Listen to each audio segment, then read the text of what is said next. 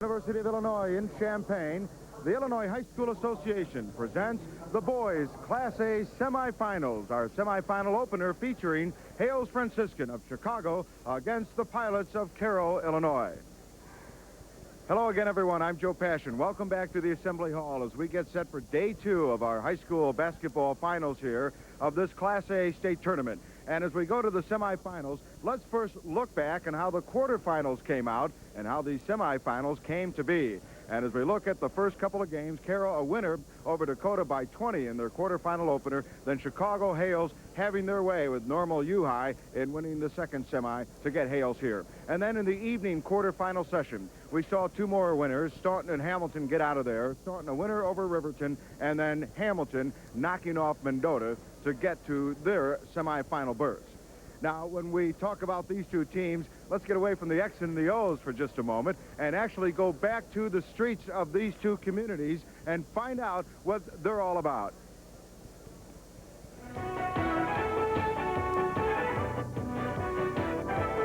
Located on Chicago's near south side, Hales Franciscan rests within a few miles of the University of Chicago, the Museum of Science and Industry, and the new Comiskey Park, home of the Chicago White Sox. Hales, an all-male black parochial school, has a long tradition in basketball excellence as well as in higher education. An inner-city school striving for academic excellence, Hales receives support from the Michael Jordan Foundation.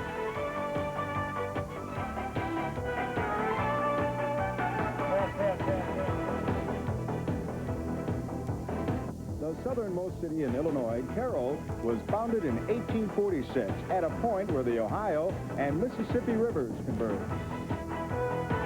The old Civil War town was important because of its great access to rail and riverboat traffic. In 1968, Cairo Sumner High School merged with Cairo High to form today's Crescent School. The Pilots' rich basketball tradition has averaged over 20 wins a year the past 2 decades.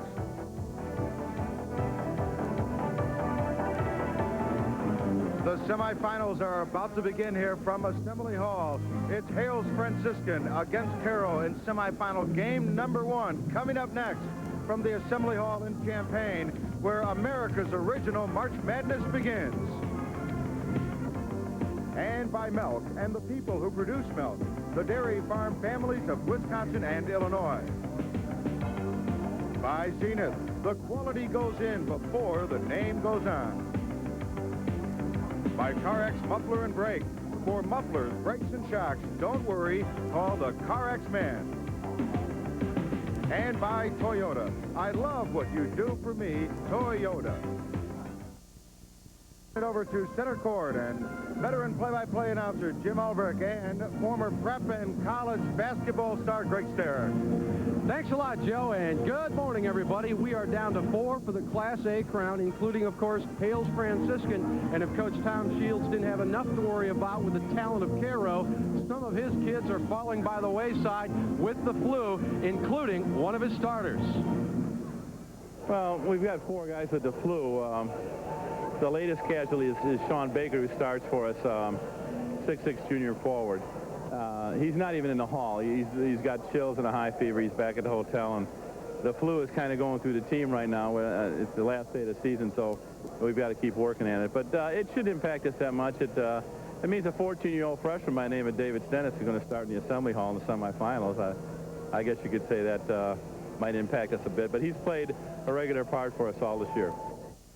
The Chicago area has a truckload of talent, and of course, one of those talented players is on the floor today for Hales Franciscan, Mr. Wood. Well, Greg Wood's an outstanding player. He's an all-state player. He averages better than 17 points per ball game. Had a big ball game yesterday. He got 17 points in the ball game. He can score on the inside. He also does a good job finishing and running the floor on the break. They've got another keeper on this team by the name of Keith Stanton. Well, Stanton was a real impact player in the ball game yesterday. He exploded in the third quarter. He's a great offensive rebounder, and that's a big key in the ball game today, how well Hales can get on the glass. Let's go to the other side of the court, and the Cairo Pilots, of course, Bill Chumler in his 20th year has seen a lot of things. What he plans on seeing today is a very up-tempo basketball game, although he wants to control things on the inside offensively. Well, I'm sure they're going to press, and, I'm sure we're going to press, so it should definitely be an up-tempo game. but we don't want to get just wild and woolly where we're taking shots that we shouldn't shoot. And we've got two big boys inside, and Simeon Williams and Cairo, and we want to make sure that they get involved in our offense also.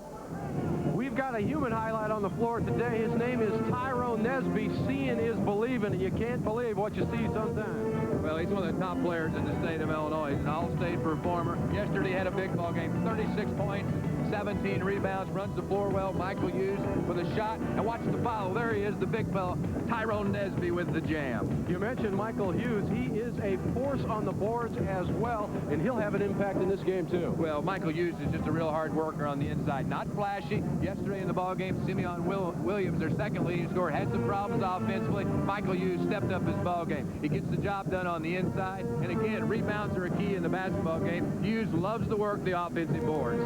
Well, let's take a look at the CarX factors of the game, brought to you by CarX Muffler and Brake. For mufflers, brakes, and shocks, don't worry. Call the CarX man. Chicago Hales just has to control Tyrone. That's all. Tyrone Nesby, that's the guy they need to stop. He has the ability to dominate a basketball game. They also need to do a good job getting back on the defensive end. It's very important for Cairo to score some easy baskets. Cairo, they have to guard against turnovers. I think their guards have to do a good job taking care of the basketball. But most of all, Cairo must do a good job staying out of foul problems. They need Nesby on the floor. They also need Simeon Williams on the floor, and also Michael Hughes. So they must stay out of foul problems if they expect to win the ball game today. Game one of the semifinals is coming up. I'm pumped. We're coming back after these local messages.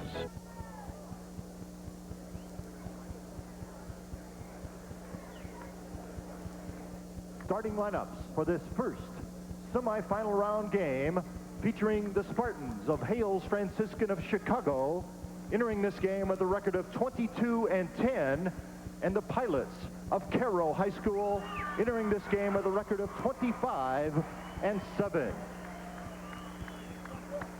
At forward for Hales Franciscan, a 6'5" freshman, number 44, David Stennis. At forward for Cairo, a 5'11" sophomore, number 45, Michael Hughes.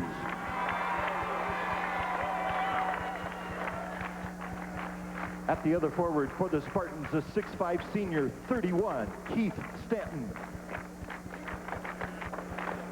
And at the other forward for the Pilots, a 6'7" junior, 33, Tyrone Nesby.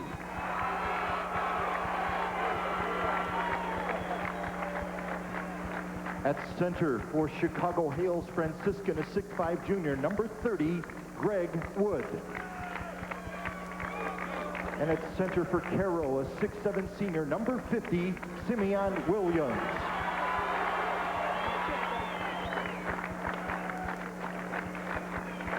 At one of the guards for Hales, a 6'2" sophomore, number 21, Lonnie Brown.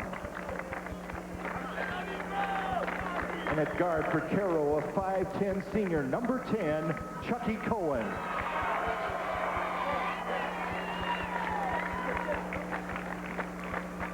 At the other guard for the Spartans, a 6' sophomore, number 20, Ralph Williams.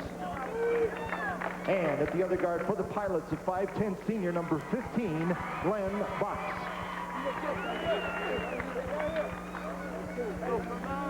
And now let's meet the coaches, assistant coaches for Hales Franciscan. Lineups brought to you by Zenith. The quality goes in before the name goes on. And speaking of names, Nesby and Mr. Williams are two to keep your eye on today for Cairo. And hey, believe me, Chicago Hales is loaded as well. And I don't think these two teams really care for each other all that much. Today's officials, Terry Gross, Terry Lipscomb. There's been some things said in the papers after the quarterfinals, and we'll get to that a little bit later. But what does Cairo want to do offensively here today, Greg? Well, I think it's important for Cairo to get Simeon Williams involved on the offensive end early in the ball game. But really, I think the key for both ball clubs, the team that can win the war on the glass has a chance to win the ball game. A big steal early in the ball game. Simeon Williams back with the steal for Cairo. Gets the ball in the hands of the guards, Cohen and also Box of Cairo. Yeah, David Stennis, the freshman, threw that one away. He gets the start here today because Sean Baker, the starting forward, is sick.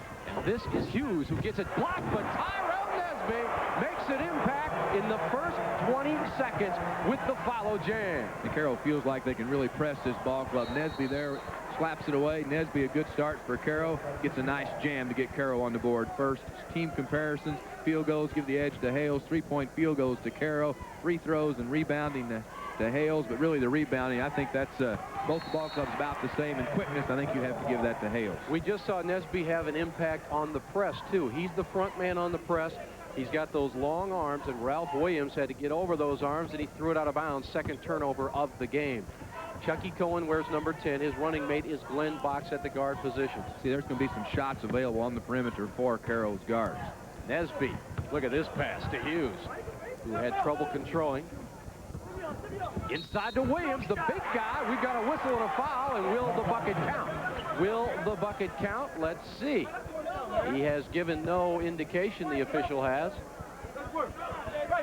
I don't think they're going to count before the shot. See, they're looking to go inside. There's Simeon Williams, a good quick first step. The shot goes, he was fouled, wiped the basket off, and once again, they get it right to Simeon Williams. He's there to knock down the jumper. Nesby and Williams starting quickly for Cairo. And now some contact in the backcourt, and Chucky Cohen will pick up the first foul of the game for Cairo. The Pilots out of the independent mode. They don't have a conference to belong to, but believe me, they play some tough competition in the deep south of this state. Well, both these ball clubs play a lot of AA schools. I think that's really helped prepare them for the state tournament. Lonnie Brown misses the jumper. Hughes is up ahead of the crowd. He'll get the basketball. Look for Nesby. Can't spot him. Finds Williams instead. That one's going to be short. And coming down with it, the Spartans of Hales Franciscan.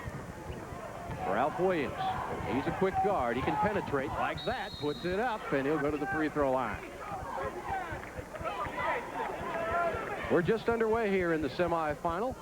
Chicago Hales has been getting it done the last 2 years, haven't they? Yeah, 43-16, first sectional title, though, in school history. First semifinalist from Chicago since Providence St. Mel back in 1985, and that team was coached by Tom Shields. You look at Cairo, 2-year record of 47-15. Second straight year in the Sweet 16. Only school in field does not win a trophy. That was a third-place trophy back in 1979. That was a ball club that was led by Anthony Webster, another all-stater from Cairo. The game notes brought to you by Classic Pinnacle and Assure 2. What makes them better is you. Rebound, Hughes. Box in a hurry all the way down. Williams, Nesby, not this time. Williams was on the right side. They went to Nesby instead. Brown lost the handle, and Nesby comes up with a turnover. And that's a good effort there by Glenn Box to retrieve the pass, which was at his feet. Both ball clubs wanting to get it up and down quick. The personal foul is going to go on Greg Wood. He fouled Box on the play. But both these ball clubs like to get it up and down. They're both transition ball clubs, and Hales is a team that averages about 70 per ball game in Cairo. They light it up at about a 676 clip. Greg Wood has not touched the ball yet, but Williams has.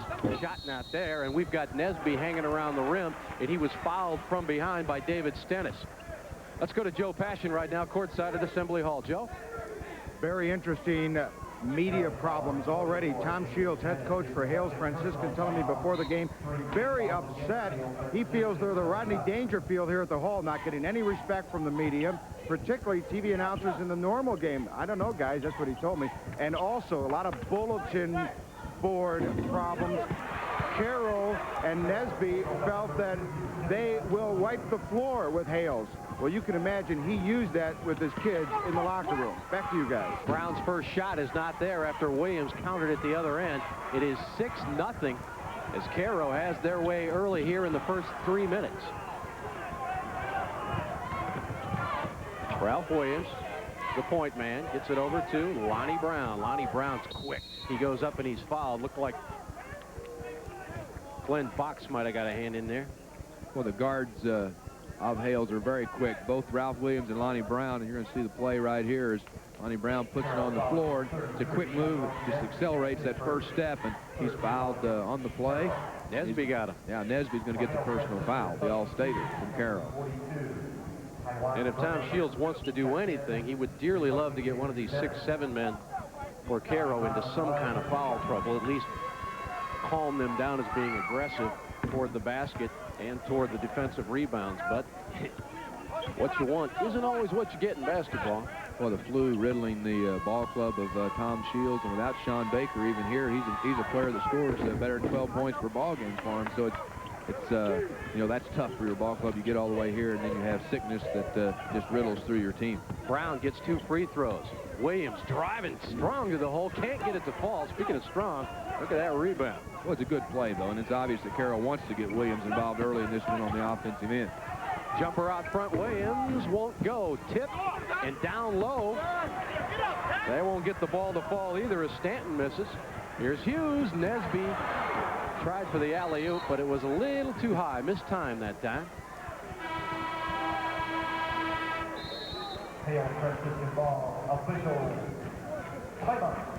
There's a timeout on the floor. Hales trails by 4. Cairo leads it. One of your network sponsors is Country Companies Insurance. Reduced to the Sweet 16 level last night. Good start by Cairo here early in the ballgame, getting Nesby and also Williams involved. Nesby with 2 and Williams with 4. Cairo on top at 6-2. Tyrone Burno wearing number 42 in the ballgame. Stanton misses that one. What a rebound by Brown, back up and in. He just gathered that in and slapped it back off the glass. Nesby, a little bit of trouble controlling. So Hales answers after a quick 6 by Cairo. Hughes spinning. Nesby can follow it. He can follow it. Even when he misses the jam, it goes down. 8-4 now, Cairo. Stanton with a nice move. Man, that kid can play. Keith Stanton, who was going to Dartmouth. See, they get it up and down so quick. Cairo didn't even have a chance to get back and get their defense set. Stanton, a nice move, a good quick move, a nice basket. Yeah, this is the kind of game, Greg, where if you make a basket, don't take 1 second to pat yourself on the back. Ball headed out of bounds, save. They get it over to Brown. And they tie this ball game up at 8. Good defensive pressure put on by Hales Franciscan. Now here comes the double team right here. Here's the trap once again. He's in trouble. Timeout. That's the only way out of that predicament. And I think this sudden press has surprised Cairo just a little bit, at least is how they're going to attack it. And here's Mr. Nesby again, hanging around glass. Good ball movement by Cairo on the offensive end. Looking really to spot somebody open on the inside. And it was Michael Hughes on the inside. See the good look by Box inside. There's Hughes. Feels the pressure of the double team. Throws it up on the window. Here comes Nesby. Goes for the slam. Pops that rim. And the ball's able to fall back down through. But early in the ball game, there's Nesby up over.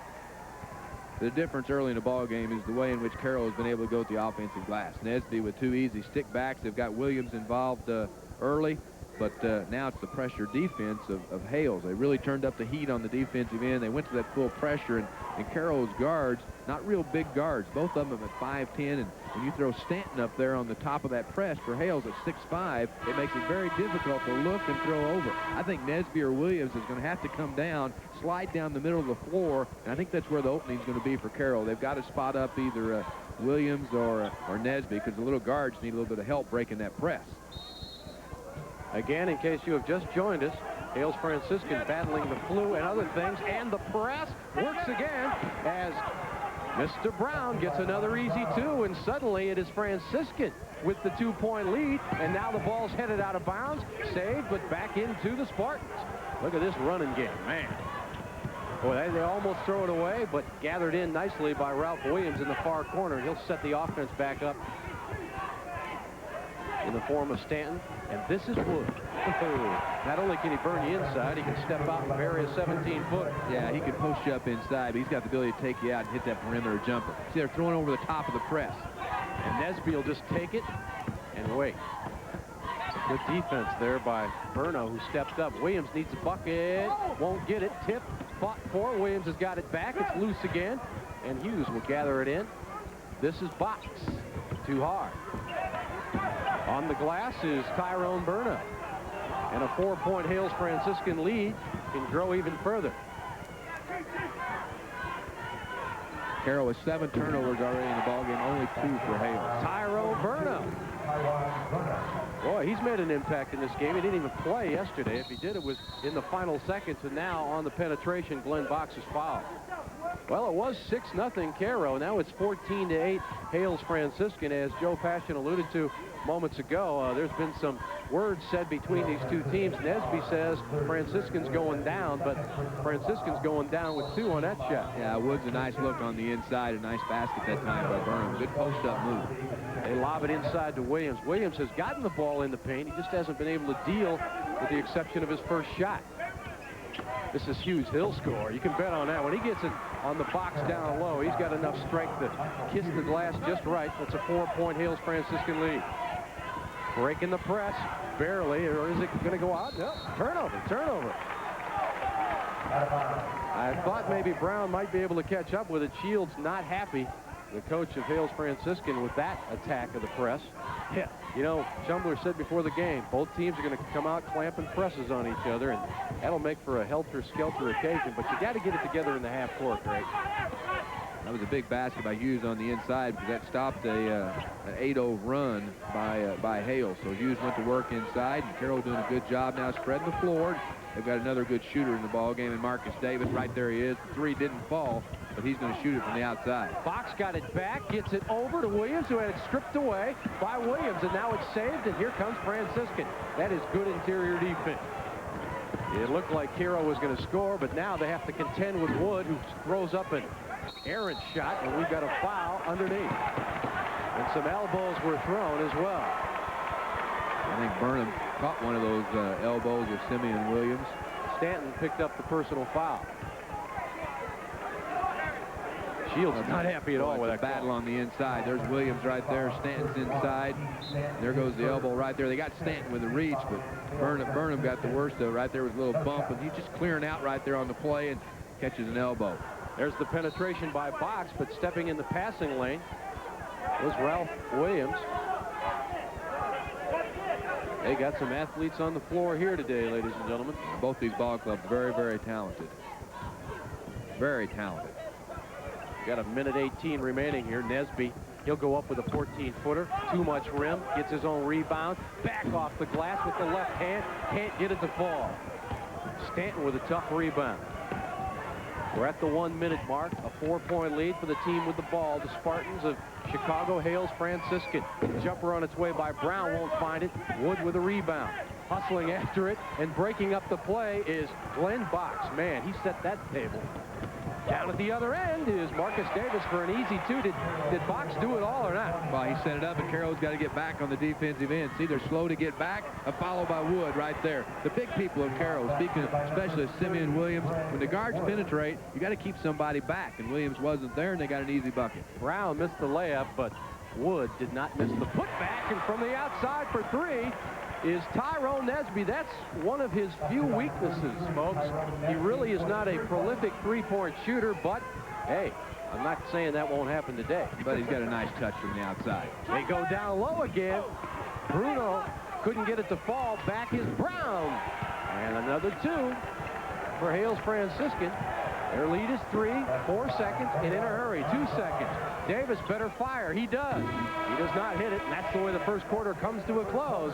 The Pilots trail the Spartans. Hales Franciscan pounding the glass. They lead it 18-15. We will return to Assembly Hall for the first of the semifinal games following these local messages.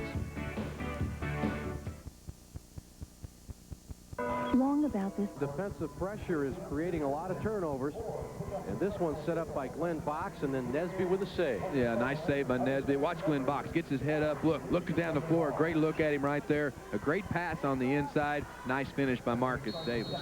Well, these two teams are just, both of them, really blessed with quickness at all 5 spots on the floor. This is a quick basketball game, and Hales fell behind early. Then you look at the stats there, 8 of 17 for Hales, 7 of 19, but turnovers and points off. Cairo 7 of 2. Another break. Williams keeps it himself and does it nicely. He faked the pass on the wing, tucked it back in, went up and scored, and Hales has their biggest lead of the afternoon, 20-15. Tyrone Nesby for 3. Yeah! That's his second 3. Man, if he hits threes, how are you going to stop him at all?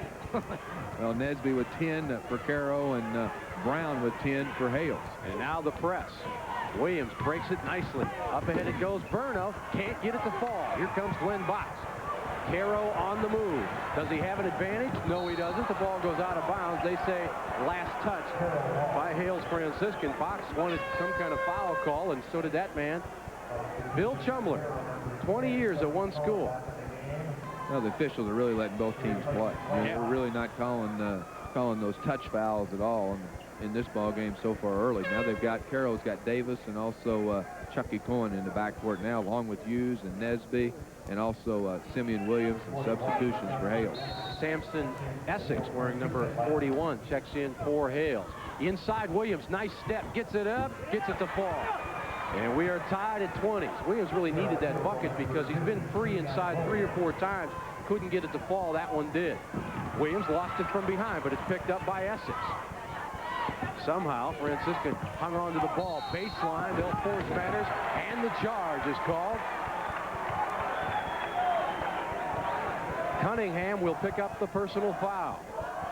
Good quick move on the baseline right there. See, Williams just shuts off the baseline and takes the charge. Nice defensive effort. Good weak side help that time by Simeon Williams. Williams and Nesby involved offensively for Cairo. It felt like that was important. They've combined for 16 of the 20 points. Here's Nesby spinning. He'll look for Williams. That's a tough pass to catch. It is rejected by Stanton. Woo! There's a message for you. That wasn't just a rejection. That was a stamp of disapproval. I think, I think message was a good word. See, he even gave him a pump fake. He didn't buy it, and here comes right there Stanton with the good block. Shot will not fall out front for Marcus Davis, but controlling it will still be the Cairo Pilots. Davis upset with himself. He's a good three-point shooter. They get the ball to Nesby. This one won't fall. He almost got the rebound, but it's controlled by the Spartans. Hales Franciscan comes in here at 22 and 10. Long jumper out front by Brown. He already has 10. Rebound is controlled. But Burno can't get it to fall, and now whistles will halt play, and it looks like Stanton has picked up another personal foul from the look on his face and his reaction. Well, these ball clubs both really go to the glass hard. Early in the game, Cairo with an edge, but a swim ledge at 13-11 on the glass. But both of them really go to the offensive boards. These players really crash that glass, and they get some easy opportunities. Here's Joe Passion courtside. Joe, what you got cooking? Very interesting superstitions of Bill Chumbler, the Cairo coach. See that sweater he's wearing? Well, he didn't start wearing sweaters until after the Benton tournament when he won at the home of the Rangers. Been wearing sweaters ever since. He always finds a lucky coin, he says. He says between him and the rest of the team, they've got more superstitions than you can shake a stick at. But he didn't want to tell me the rest of them because that would give up his biggest superstition. Back to a couple guys that hold no superstitions in life, Greg and Jim. Except I'd never cross your path, Joe. Never. Especially when you're wearing black socks. 20-20 right now. We've got 6:08 remaining here in the first half. And Chumbler, every time you mention Benton, it brings back one of his worst memories because it was last year in the Super Sectional with a second and a half left. There's the Cairo coach's wife, Bill Chumbler's wife. And that free throw won't go. Man, Nesby almost got that to fall. So 1 of 2 at the line for Michael Hughes. The lead belongs to Cairo, but the ball belongs to Hales. This is a game of quickness. From the corner, Stanton. No, rebound is fought for inside. We've got another whistle and a foul. And going up high for that rebound, that's a guard. Lonnie Brown is a tough customer. He's already got 10, as I said earlier, and now he'll try for 11 and 12. Well, he's only a sophomore, too. He's 6'2", about 180. He battles inside, likes to go to the offensive glass, and a good rebounder. Well, they said Brown was not in the act of shooting. This man is. Wood off the glass. No. Ball is tipped out of bounds by Brown. He can control a rebound. He goes up high, tips it out almost to himself. Stanton looks over the defense. Brown kicks it out to Williams for 3. Not this time. Nice screen out there by Marcus Davis. Good job by Davis. Hales, their biggest lead was at 6. Now Carroll's back out on top at 21-20. 5 minutes left in the second quarter.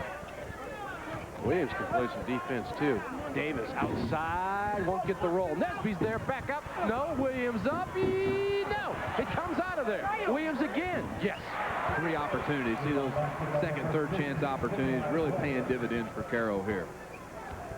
Are those guys dropping the basketball down to the basket, or are they shooting it up? It looks like they're dropping it down. They are so big in there. Williams in a hurry, penetrates, gets it over nicely, and Burno will score. Well, a nice dish that time. Burno with the basket, but Williams with a nice look. See what set that up was a couple plays previous when he kept the basketball. That time they guarded him coming down the lane, and he was able to shovel it over to Tyrone Burno. Underneath, the Tasmanian Devil, Michael Hughes. He just went underneath, and with a very quick move, makes it 25-22. Oh, another young player, an outstanding player. Hughes, only a sophomore. There he goes for the steal. So active, so quick, and he's a real role player. But yesterday had a big ball game with his 11 points and 12 rebounds, and he's off to a good start in this one, too. This one's going back and forth, right? Cairo has the 3-point lead. We're breaking with one of your network sponsors, Toyota. Tournament in terms of sophomores, freshmen, and juniors. Here's one of the super softs. Well, Michael Hughes really works hard on the inside. Not flashy, just really works inside. Very intelligent, very smart player. And Michael Hughes, a big basket right there for Cairo. Hughes with 5 points in the ballgame. We talked the importance of rebounds, going strong to the glass. Cairo with 18 rebounds, 11 of them are off the offensive glass. 39% for Hales, 37% shooting for Cairo. So the difference is really on the offensive rebounds and Cairo's second, third chance opportunity. They tried to get the ball inside the wood, but it was slapped away, and now they'll pick it up from underneath the basket. Lonnie Brown over in the corner. Nesby out on Williams, so that's a tough shot to take. That shot won't fall for Stanton in there. With the rebound is Marcus Davis. Ooh, trouble. He's in trouble, and he breaks out of it somehow. The pinch almost created the turnover for Hales Franciscan, but Davis got out of it. Davis looks inside, but it's taken away nicely by Keith Stanton. Well, the pressure defense of the guards of Hales, Williams, and Brown, that's bothering Cairo a little bit. That's where they're having problems, is passing over the top. Stanton gets it nicely to Wood. That's his shot. That's a sweet little turnaround. We've got a one-point ball game. Cairo with the advantage, and they will now be the recipient of a personal foul by Lonnie Brown of Hales Franciscan. Checking back into the ball game will be Glenn Box for Cairo.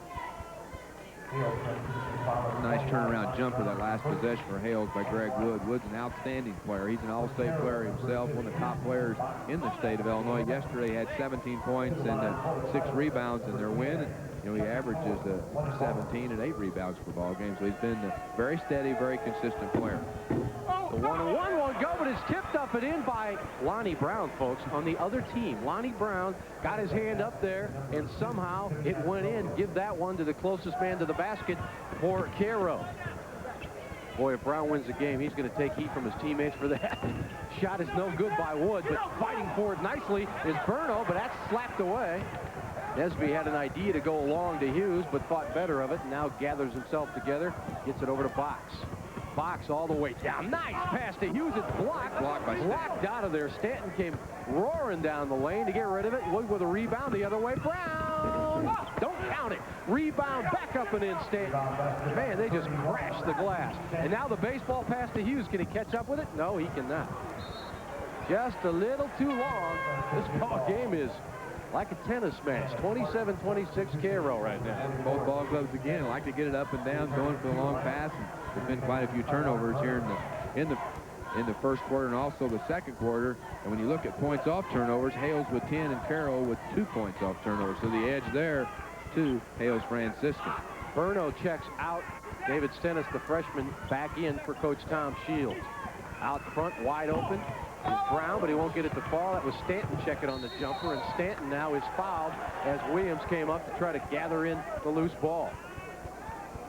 Hales very quick to the basketball. Good start early in the ball game by Cairo, I thought, especially on the glass, and their quickness. They were getting every loose ball, but Hales, you know, now they're getting after every loose ball. Stanton just beat Williams to the basketball on that play. For a team fighting the flu, Hales Franciscan looks like they've got a lot of juice left. Hanging, not hitting is Wood. Rebound is fought for by Stennis. He can't get it to fall, and underneath, it's Stanton getting it blocked by Nesby. Oh, Nesby 2 blocks on that possession. Great block by Nesby. But you see, if you're Hales Franciscan, you really have to play the mental game and not let it affect you. Because there's the first block right there by Nesby. He keeps it alive, and Hughes can't find it. Comes right back, Nesby with another block. We've got a whistle and a foul underneath the basket. It will go against Hales Franciscan. It will march the other way. 2 minutes remaining here in the first half, and it is tight. As you might expect, a 1-point lead for Cairo. Stennis with another foul, so the freshman who got the start because Sean Baker is back in his hotel room battling the flu, can't even make it to the hall. You know, when you're a kid and you can't make it to the semifinal, you're sick. Here's Nesby. He's not a great free throw shooter, only 62% on the year. That's one of the parts of the game he'll be working on in the future. This kid lives in the gym, they say. He likes to practice. Tough shot. Williams won't get it to fall, but he'll draw the foul. How do you stop that? That was an off-balance shot. I don't think there was a chance he was going to make the shot, but I like the penetration. He's a slasher. He's a driver. He was strong to the glass, and Williams is going to go with the line. He's a good free throw shooter. Shoots 75% on the year. Of course, Hales Franciscan has been the upset special team in the second season. They upset third-ranked Aurora Christian 72-67. They upset number 4-ranked St. Martin de Porres in OT in the super sectional. They come in here ranked number 8 in the final regular season poll, and Cairo ranked number 9. So even Steven all the way around, yeah, even on the scoreboard. Yeah, substitutions for Cairo. James Merriweather in the ball game, and on the other side for Hales, the sophomore Jamar Turner in the basketball game. Jamar Turner wears number 14, James Merriweather number 54, and we've got contact as Cairo brought the ball up the court. The foul, it looked like went him on Jamar Turner. The box pushing the ball up the floor very, very quickly right there. It was Williams that got called for a personal foul, and the toughest call in basketball for an official right there. He wasn't set on the play, and Box was fouled, and it's going to be Box that's going to go to the line for the Pilots of Cairo. Team fouls, Hales with 10, Cairo with 5. And if you're betting on free throws going in, bet on this guy.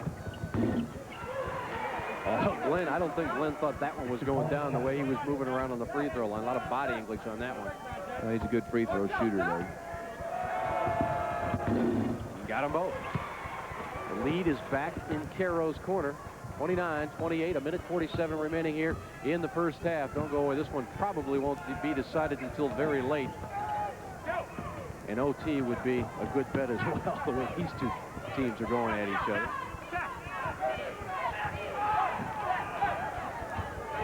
Berno has played a good part of this game for Hales Franciscan because he has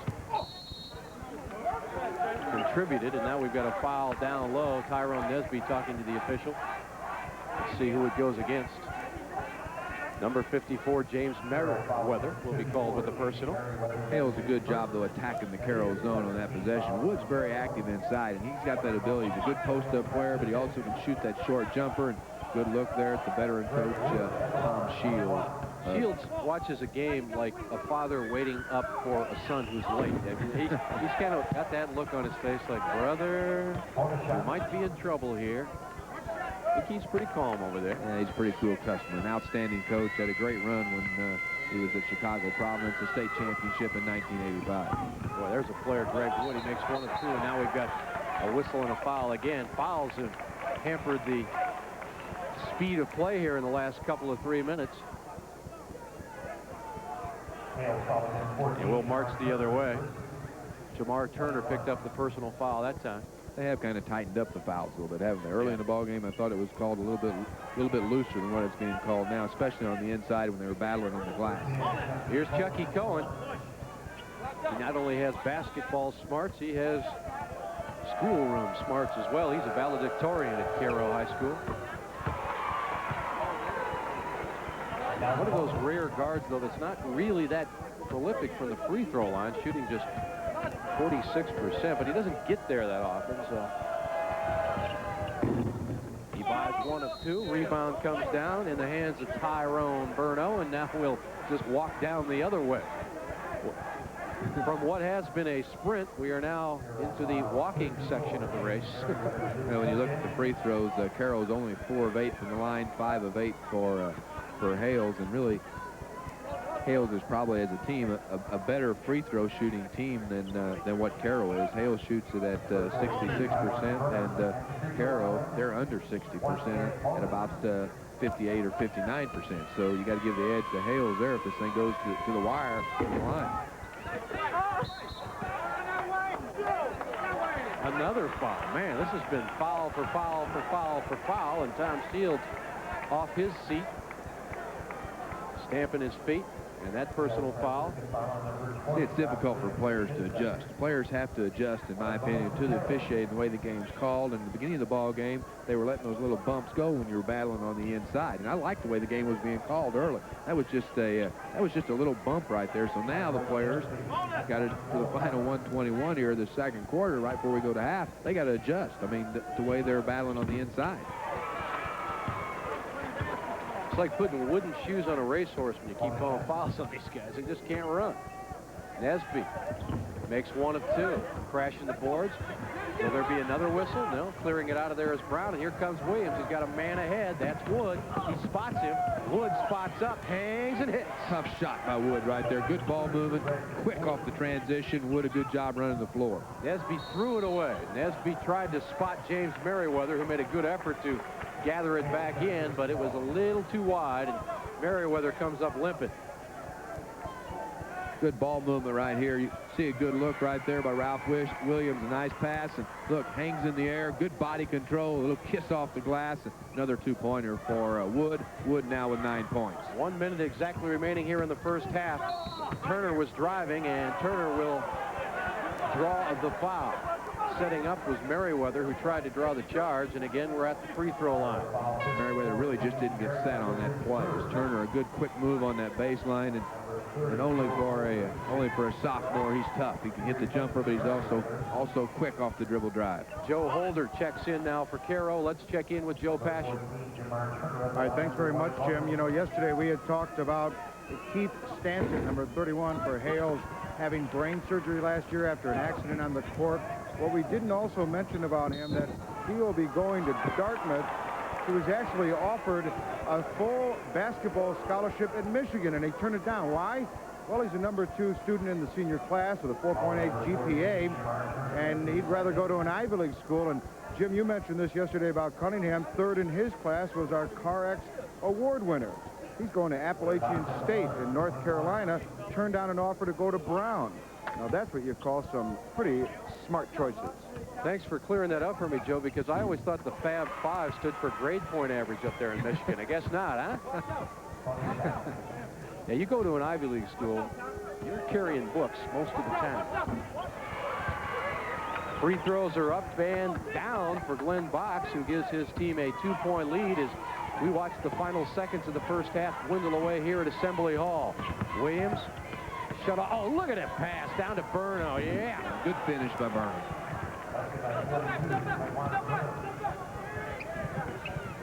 You know, on my program, they've got the name. Oh, there's a nice pass, too, as well. As Michael Hughes shakes free and we trade baskets 35-33. We're going to have to check on Burno's name because on our particular roster, they have Burno. The public address announcer makes it sound like Burnham, and now we've got a traveling call. And I'll tell you what, Ralph Williams was thinking, as he was traveling, he was trying to call timeout. You don't see that a lot. Let's see if Cairo hangs on for the final 16 seconds. I assume they will. Cairo in a 2-point lead, and there's the pressure right there. There he goes.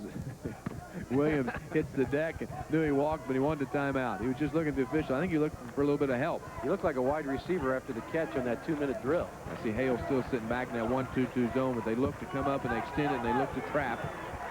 Somebody's got to get a shot. You got to get a shot. Chucky Cohen goes down low. The shot is up, and that's the way the first half will come to a close as they come up empty. Joe Holder along the baseline there. What a first half. As advertised, Cairo leads it 35-33, 35-33. And remember, of course, Cairo, the highest finish they have ever had is third place. That was way back in 1981, and Hales Franciscan making their first ever trip to the Sweet 16. And now here's Tom Shields standing by with Joe Passion.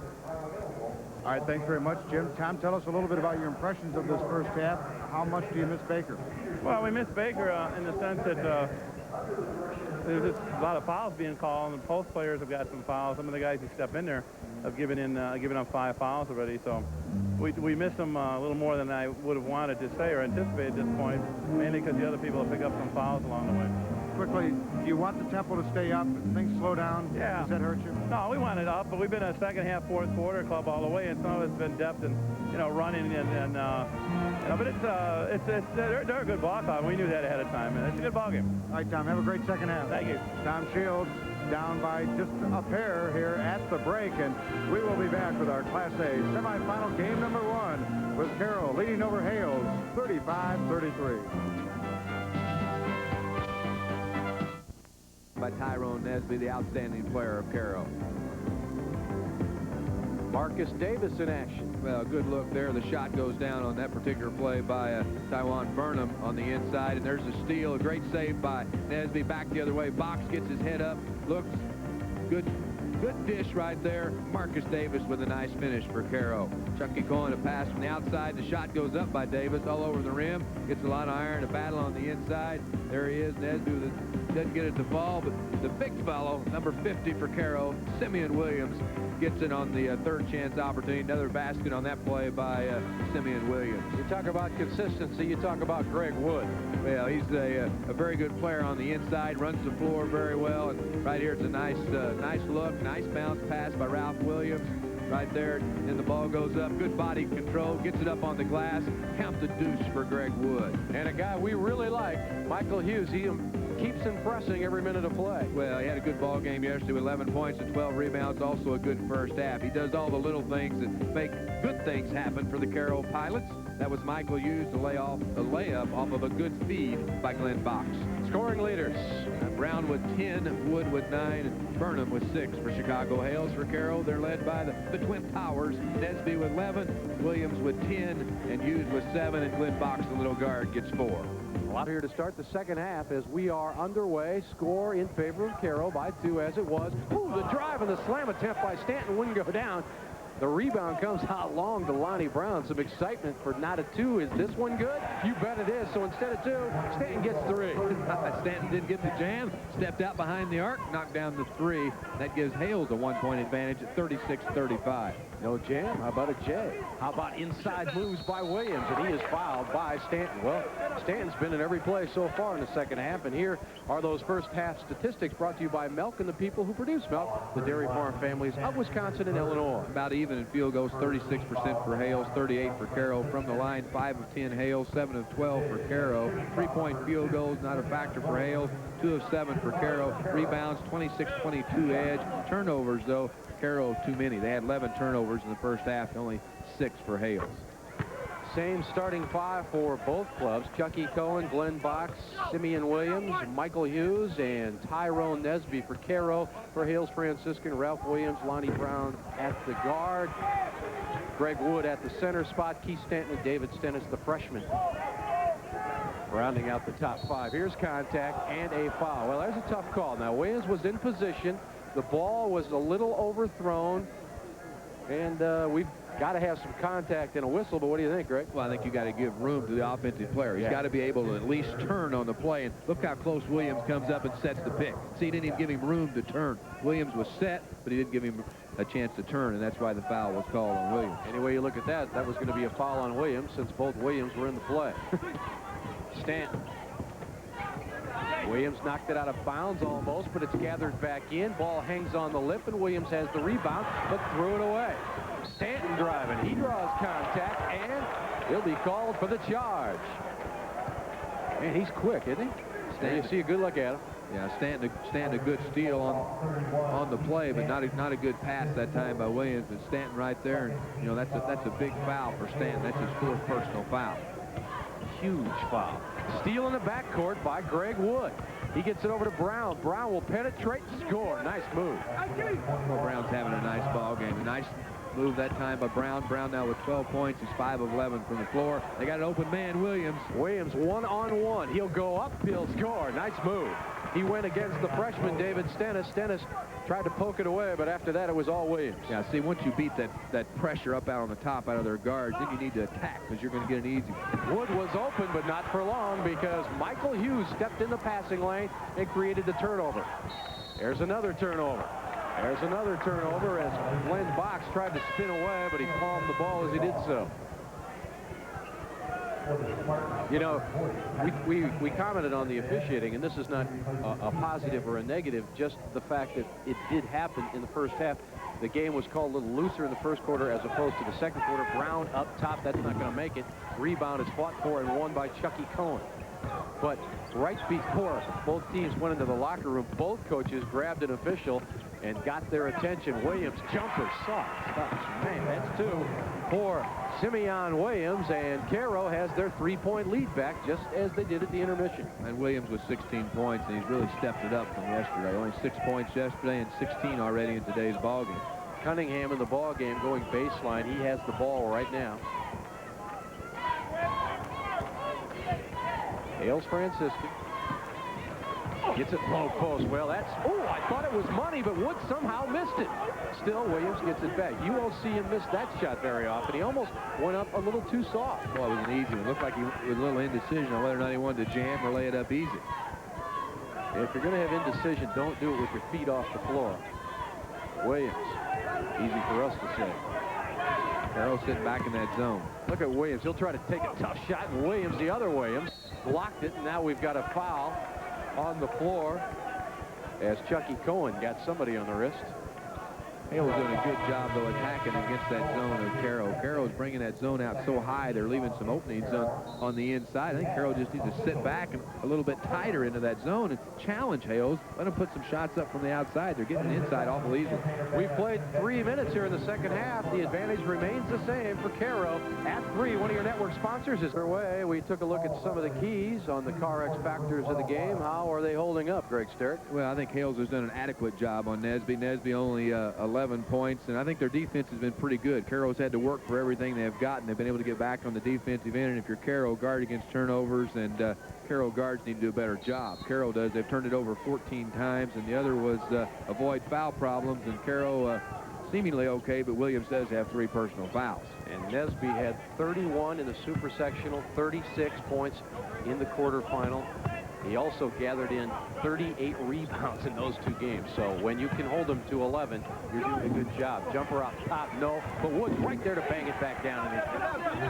See, Cairo's got to do a better job. They shouldn't let that happen. And we talked about the turnovers and the problems with the guards. Hale's got 10 points off turnover. We got a 3-on-1. Nesby misses, tipped up by Chucky Cohen, who goes up, gets it rejected. Here comes Williams the other way. Williams and Brown. Brown, yeah, count it.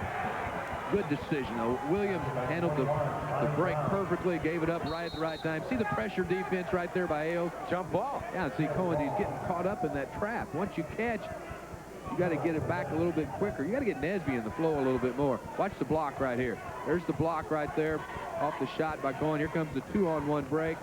With his head up, Williams, nice dish to finish by Brown. Williams at the other end playing with 3 fouls, throws it up and in. That's a half hook. It might have been a prayer, but it was answered. I assume he has taken those kinds of shots before.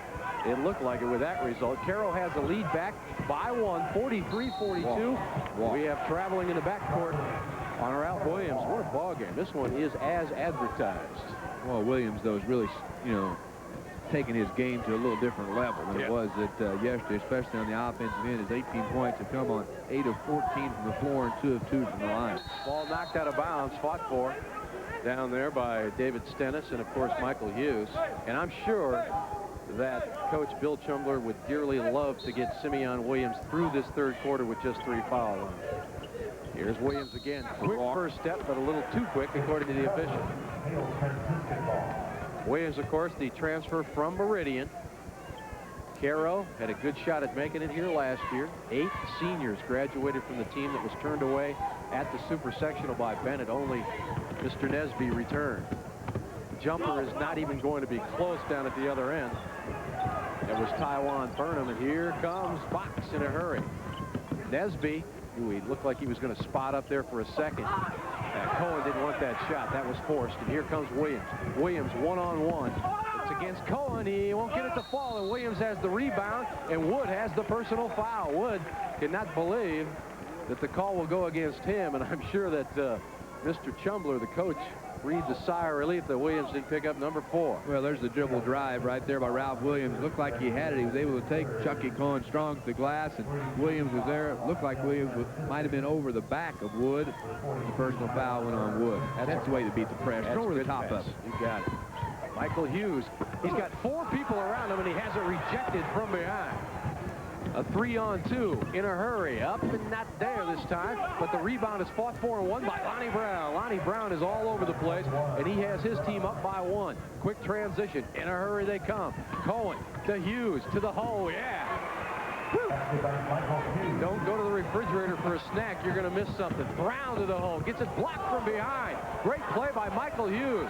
In a hurry is Cairo. All the way down and in. What a shot by Glenn Box. I didn't think Box could spring himself free, but he did somehow, some way. And Kyam Cunningham works it into the front court to Brown. Brown wide open for 3. Is it there? It is not. Rebound fought for and won nicely by Wood. Wood is fouled, and there is number 4. It looks like on Williams. Number 4. Well, now you got to go to your bench. You got to go to your bench now. Williams picking up his 4th personal foul, and he picks it up with still 2:14 left in the 3rd quarter. Williams is going to lead with 18 points and 7 rebounds. He's also the leading rebounder. Mark that down. It's the 2:14 point in the 3rd quarter. Simeon Williams grabs some pine. James Merriweather. Actually, it's plastic here in the assembly hall, if you want to be politically correct. James Merriweather will fill in for him, and Greg Wood is at the free throw line. 6'5" junior. Is that a sweet rotation or what? Well, he at 6'5", when he catches in that post, he uses that drop step so effectively when he catches down low. He's a good player. I'll tell you who's going to have to step it up right now. He wears number 33 for Cairo. His name is Tyrone Nesby. He is the man who said Hales Franciscan's run to the state tournament, to the state championship, will stop right here. Let's see. Merriweather had trouble controlling it. Nice pass across the lane to Hughes. He was triple teamed, spun out of it, spotted his man.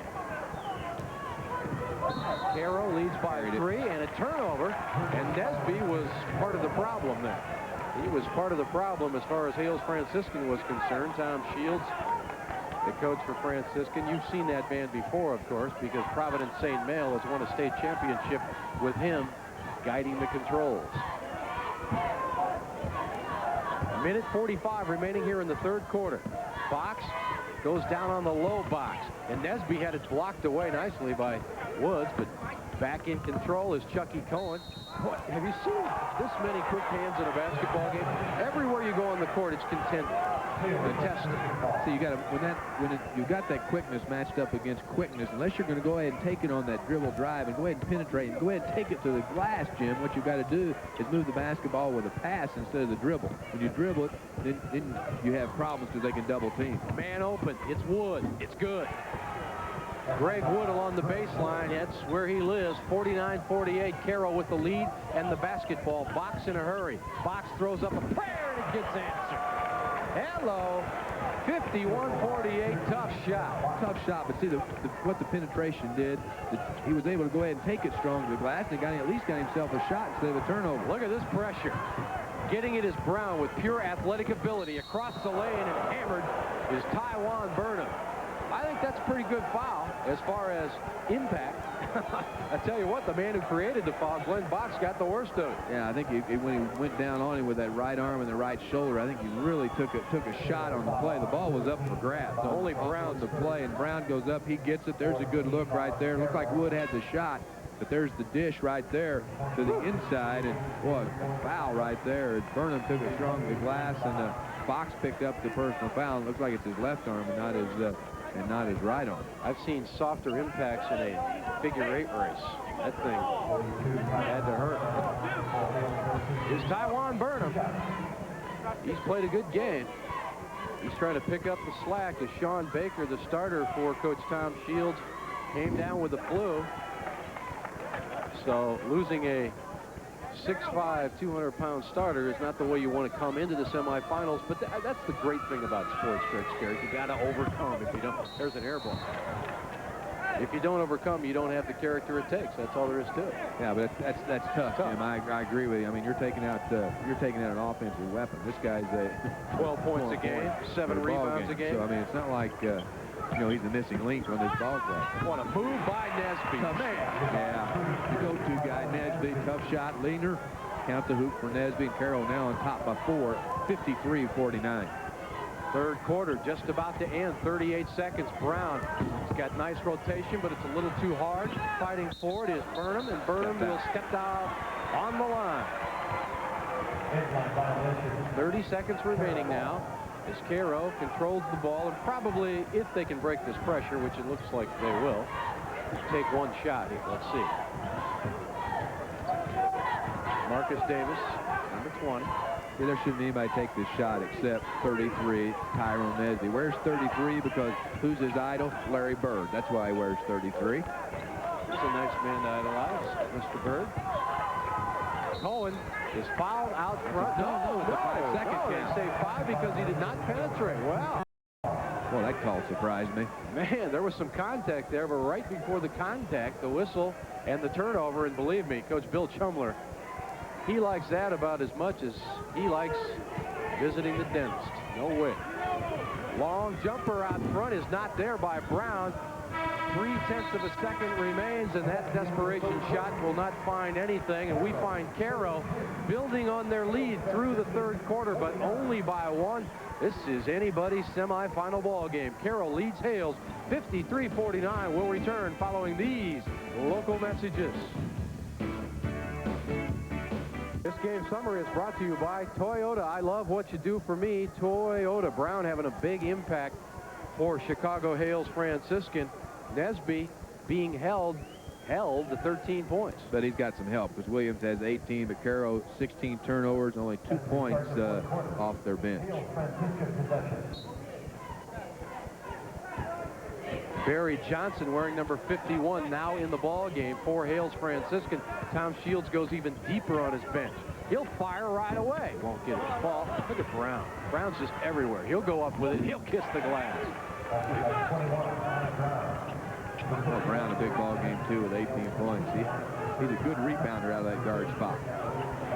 Marcus Davis can't buy it, and a good screen out down low by Williams, who spots Brown. Remember that lead Cairo had? Forget it. It's tied. Down low, loose, all the way down is Williams. There was contact. He still got it to drop. Barry Johnson came up from behind and almost took his head off.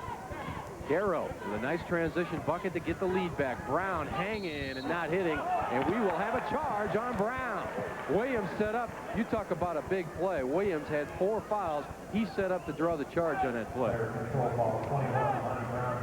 There's Nesby right there, and looks like you're getting treated like that. You're having some problems with leg cramps. That's what that is. That's Tyrone Nesby, and that was at the end of the third quarter. He's having some problems with leg cramps. You play a lot of basketball down here in 2 short days. Here's Hughes pulling up. Couldn't get it to fall. Hughes got it back. Puts it up. No. Rebound. Williams fighting for it. And I'm telling you, Williams is in danger. He's playing with 4 fouls, but he's playing like he's only got 1. Here's Joe Passion courtside. Update first off on Tyrone Nesby. One player telling me that he actually could smell Flexol on his legs when he was doing his warm-up. He may have been hurt coming in.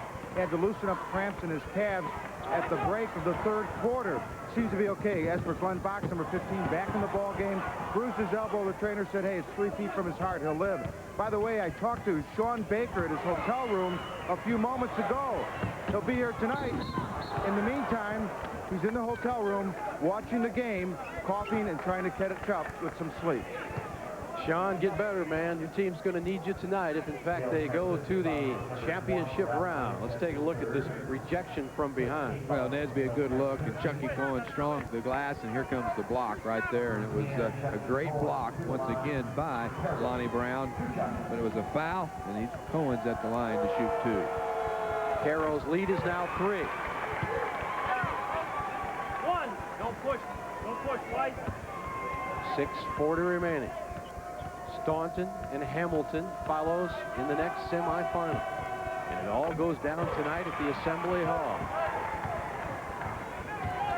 Dreams and denials. That's what this state tournament's all about. Cairo sitting on that 4-point lead. That's what they started this final quarter with.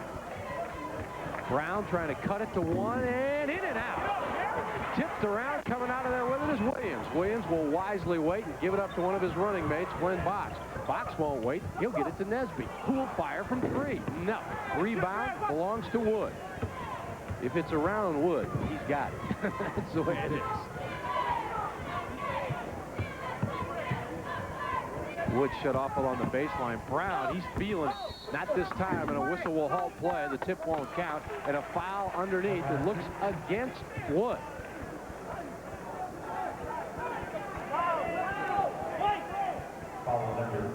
It is against Mr. Wood. And that is his 4th foul. That's his 4th foul. So another key play in the game here with 6 minutes remaining. We'll take this time out. One of your network sponsors is Country Companies Insurance. Of course, in some pain. He's got some leg cramps or some problems with the ankles or knees, but hey, he's going to come back. You can count on that. No, yeah, he looked reluctant to come back in the ball game. I mean, I think his legs are just cramping up. I mean, that's where he's having the problem. His legs are cramping. A lot of people in foul trouble here, as you can see. Stanton and Wood with 4 apiece, and Simeon Williams, the other 6'7" man, with 4 fouls as well. This is Williams. He'll put it up and hit it. Man, he is really picking up where Nesby has left off, because Nesby is having a physical battle of his own with the leg cramps. 6-point lead now for Cairo. They want to get it into Wood. He's double teamed. Will they come back out on top? No, they'll force it from the side. That's not a good idea. Last touched, it looked like to me, by Hales Franciscan, and the official calls it that way as well. Stanton forced one from the baseline, and now with a bucket, Cairo can dictate their own terms. They could lead by 8. Chucky Cohen didn't want the 3. He wants to penetrate. He doesn't get it to fall. Big shot, but Cohen gets it back. The big guys are tipping it up, and the little guys are taking it back out. Well, I like the aggressive play of Cohen, though. He was able to find that seam in that defense. He just didn't get the shot to go. I like the penetration. Now they isolate for Box, but he's shut off along the baseline. Now they go right back to Williams. He's going to go up with it. Will he score? Not this time. Rebound comes down to Williams, and a fast break is underway. Up ahead it goes to Wood. Count it. Money in the bank. 59-55, but Williams needs the credit for leading the break. They try to double team out front, but it doesn't work. Nesby, you see, he's just kind of limping ever so slightly. Williams down low, fouled from behind, and uh-oh, that's number 5. We have number 5 on Greg Wood, if in fact that's the way the call holds up, and that is a huge call in this game. Now Wood was playing, got caught behind Williams on the play. He fouls out with 17 points, and Simeon Williams has got him just posted up down on the block, and it looked like Williams may have got the left hand back there with a hold, and see, they got him with just a little bump right there. They got him with the body, got him with a bump. 5th personal foul on Wood. He leaves with 17 points. You talk about consistency, and this is a bad thing, of course, for Chicago Hales Franciscan to lose Greg Wood, but the guy has scored 17 points in the super section of the quarterfinal and here in the semifinal. They're going to miss him in the final 428. Joe Passion, where are you at, man? I am right behind the Cairo bench, and if you're looking closely, Tony, the cameraman's getting his camera in here, and Nesby is using a red-hot solution on the back of his calves because of that muscle pull and the strain he's had. They're also applying Reflex, which is another application to try and loosen up the stiffness in his calves. They were so stiff, Jim, that Tyrone could not even get off the bench after the last timeout. 2 players had to help him. He had to ask him hold off. He was almost not ready to go back into the game. And Coach Chumler said, hey, if you want to go in, you got to go in now. And then he jumped off the bench. He came back in. But as you've mentioned, Tyrone Nesby is limited, but he's a gamer, and he's not going to sit on this bench at least probably the rest of this game. Back to you, Jim. I don't know where the nearest whirlpool is located at Assembly Hall, but after this game, that man, number 33, will be in it. There's nothing any more painful than having leg cramps. I mean, that's a look there at Tyrone Nesby. Nesby was only 13 points in the ballgame on 5 of 13, but this guy, Simeon Williams, has really stepped it up. He's 10 of 18 from the floor, knocks down another free throw, so he's 4 of 4 now from the line for 23 points. And he's so casual in his attitude towards the game. Not that he doesn't work hard, but he doesn't let it get to him when things go bad. At least not on the facial expression front. Maybe on the inside it does, but he's got his team back up by 6, and Nesby's back out there leading up the 3/4 length press. Breaking it nicely, however, is Hales Franciscan. In the ball game is Jamal Turner. He has the basketball, shut off along the baseline. Turner turns around, nails the 3. Big shot. Turner shut off along the baseline, just backed it out and fired away. It's a 3-point game. Cairo has the lead, and down with the basketball, Glenn Box. He's fouled out front. You got to like the way these two guards are playing for Cairo. They were intimidated early. They had some turnovers because of the press, but down the stretch here, they're taking it to them. Well, they're just penetrating right there by Box. A great penetration move by Box on the play. The shot didn't fall, but he's going to go to the line and shoot free throws. The free throw wouldn't fall, and it looks like it's going to be Nesby up over the back. Yeah, the call is going to go on Nesby up over the back. Well, Ralph Williams, who picked up the last foul for Hales Franciscan, he too now is playing with 4 fouls. We have 4 minutes remaining. Nesby with his foul there, and that is his 3rd foul of the contest, so he's got a couple to spare. Nesby with 3. Oh, a steal by Nesby. He gets it back. Can he drain it from 12? He cannot. Rebound, Stanton. He's done a good job of controlling Stanton. Stanton was hot early, but shut down pretty much during the course of the rest of the game. He's in foul problems, though, too. Turner kicks it back to Brown. Brown hangs, won't fall. Gets it back. That won't go down. Brown again, and he'll go to the free throw line. All Brown for Hales Franciscan. Well, he's all over the offensive boards, and he's really been their top scorer. He's got 20 points in the ball game, and he's got 9 offensive rebounds. Watch him work on the inside. The shot didn't go. Good follow, a second chance, right back after it one more time, and he was fouled on the play. He's got 9 offensive rebounds, Jim. Nice dish by Jamar Turner as well. Only a sophomore wearing number 14, who knocked down that 3 moments ago. Free throw in and out. We saw him come in off the bench yesterday, knock down some big 3s. I mean, Turner doesn't have a lot of experience on the varsity. He's only played 3 games prior to the Elite 8, but he comes in here and doesn't let it bother him. We've got a timeout on the floor as Brown makes 1 of 2. Cairo will have the basketball when we resume, and they'll have a 2-point advantage as well. You know, you talk about droughts. Well, there's been some droughts in the deep south of Illinois as far as state titles are concerned in basketball. No team from the deep south of Illinois, the southernmost 7 counties, Union, Johnson, Pope, Hardin, Alexander, Pulaski, and Massacre, ever won a state tournament. Cairo trying to end that. Let's go into Tom Shields' huddle. They want to be in that zone. So this possession on defense, you're sure about this. Ready to press. All right. You're deep. Half hard. You're at the point. You're up. And you two guys are at the wing. 121 back to Amoeba. You got to work hard on Amoeba. No second shot. On offense, hang it up that door to the basket. Make sure you stop. Jump straight up on your jumper if it's there, okay?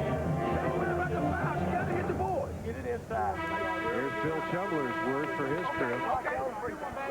Timeouts. 2 remaining for both clubs. Possession arrow in favor of Cairo. That's one silver lining if you're a coach at the Elite 8. You know, you're trying to talk over the band. You get excited. When you go home and your wife tries to put you back in line, you just say, honey, I can't talk right now. Sorry, we'll talk later. 61-59.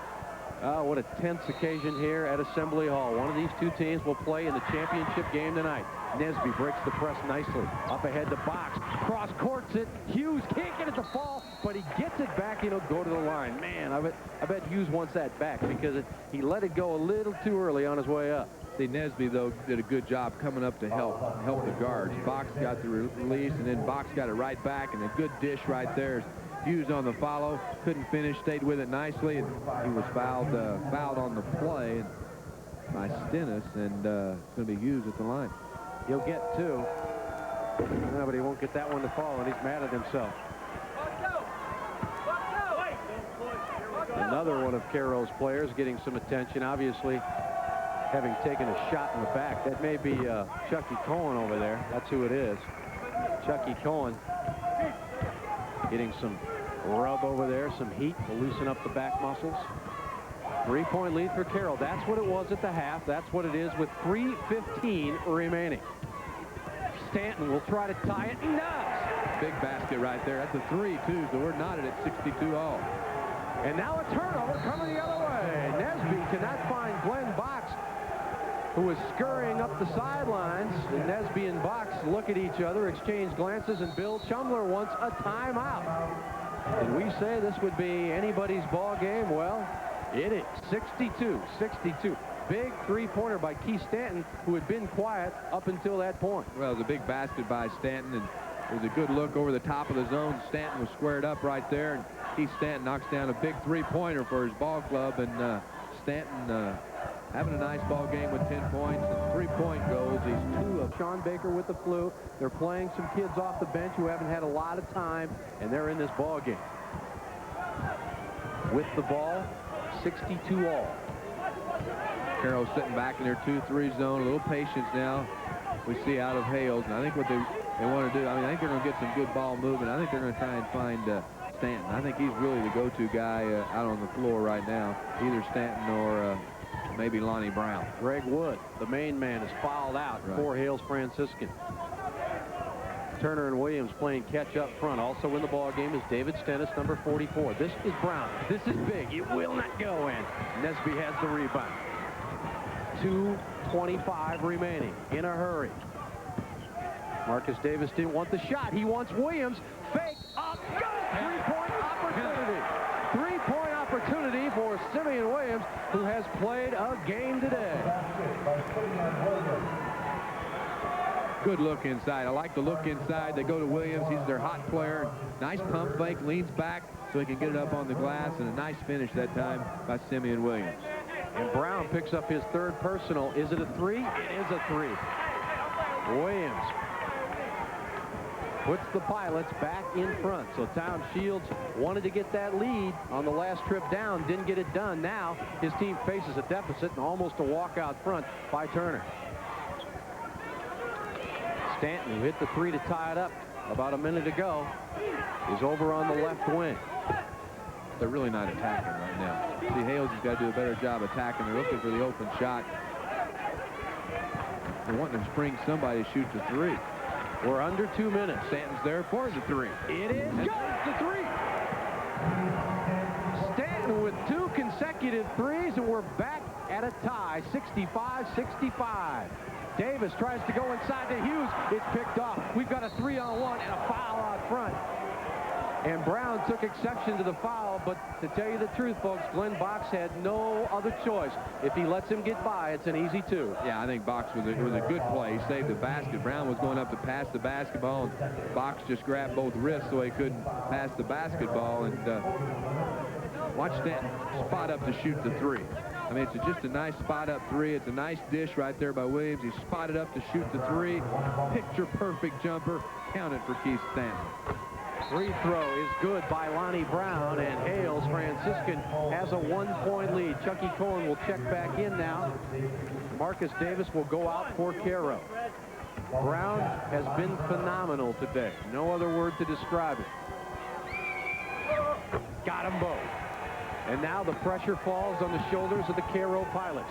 They break the pressure nicely. I think you got to get the basketball in the hands now of Nesby. You got to figure out a way to get it to Nesby. See the pressure. Got to get rid of it. You got to penetrate, push, and look inside. Pass is stole away on the wing by Turner.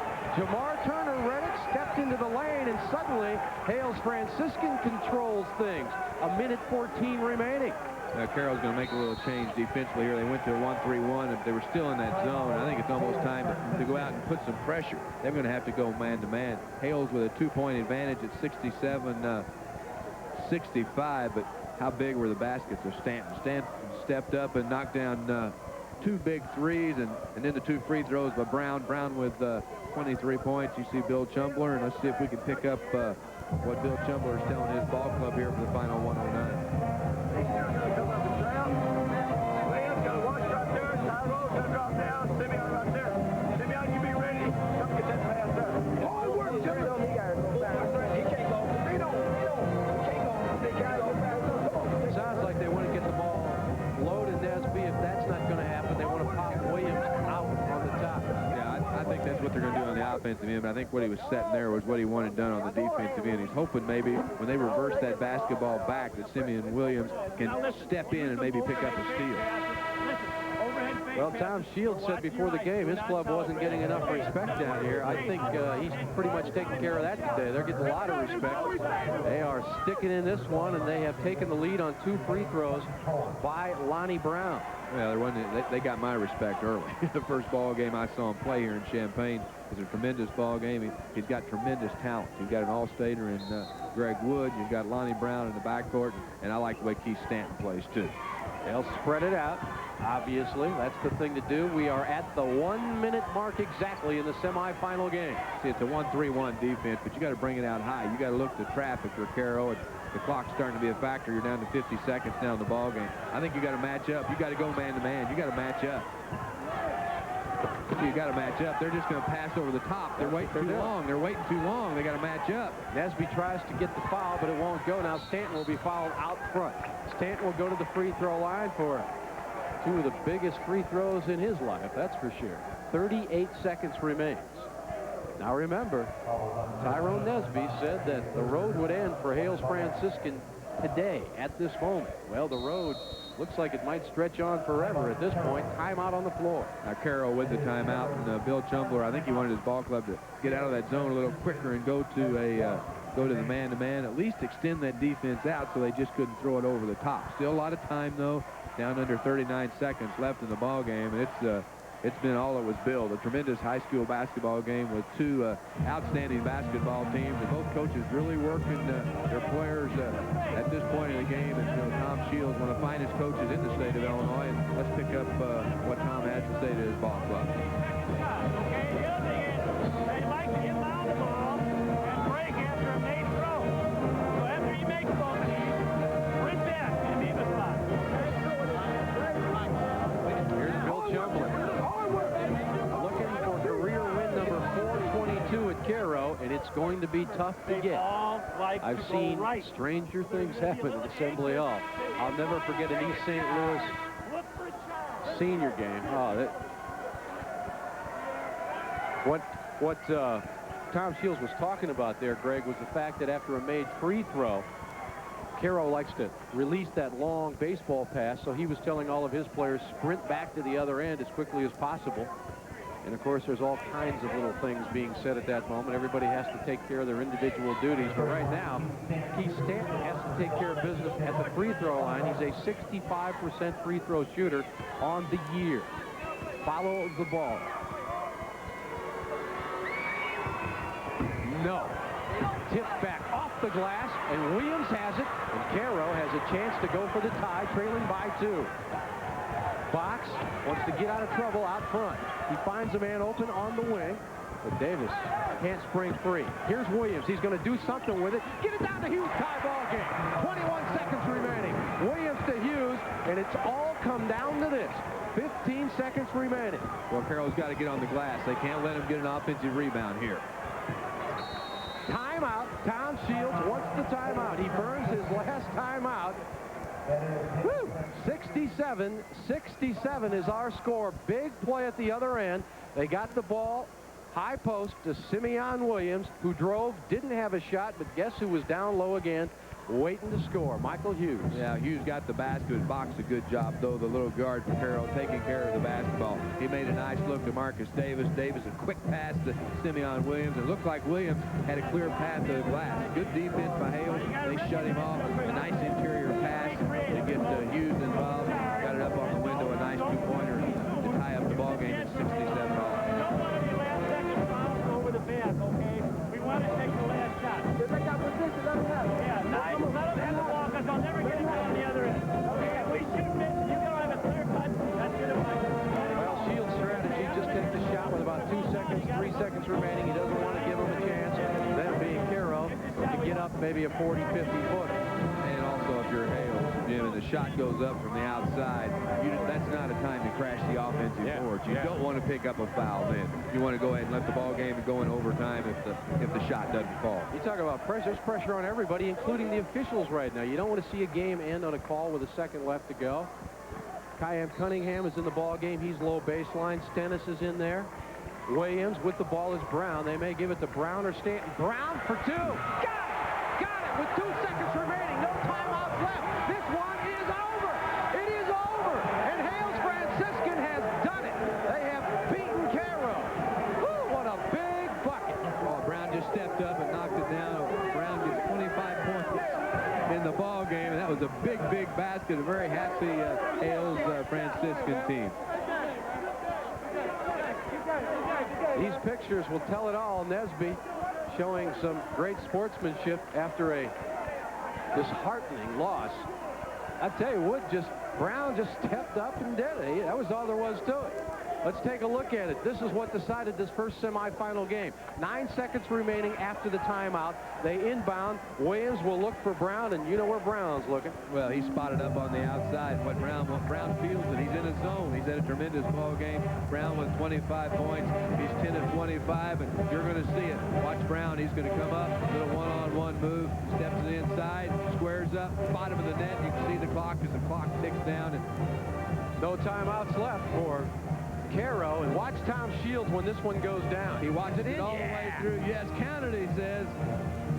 Now that is a happy man, and that is a man who came in here in the semifinal without one of his starters, Sean Baker, who was, I bet Sean Baker might have got off the bed there with that flu right now and jumping up and down. Let's go talk with the man of the moment, Lonnie Brown, and his coach, Tom Shields. Joe. All right, thanks very much, guys. And, of course, you saw Tom's just excitement over that last play just as you drew it out, right?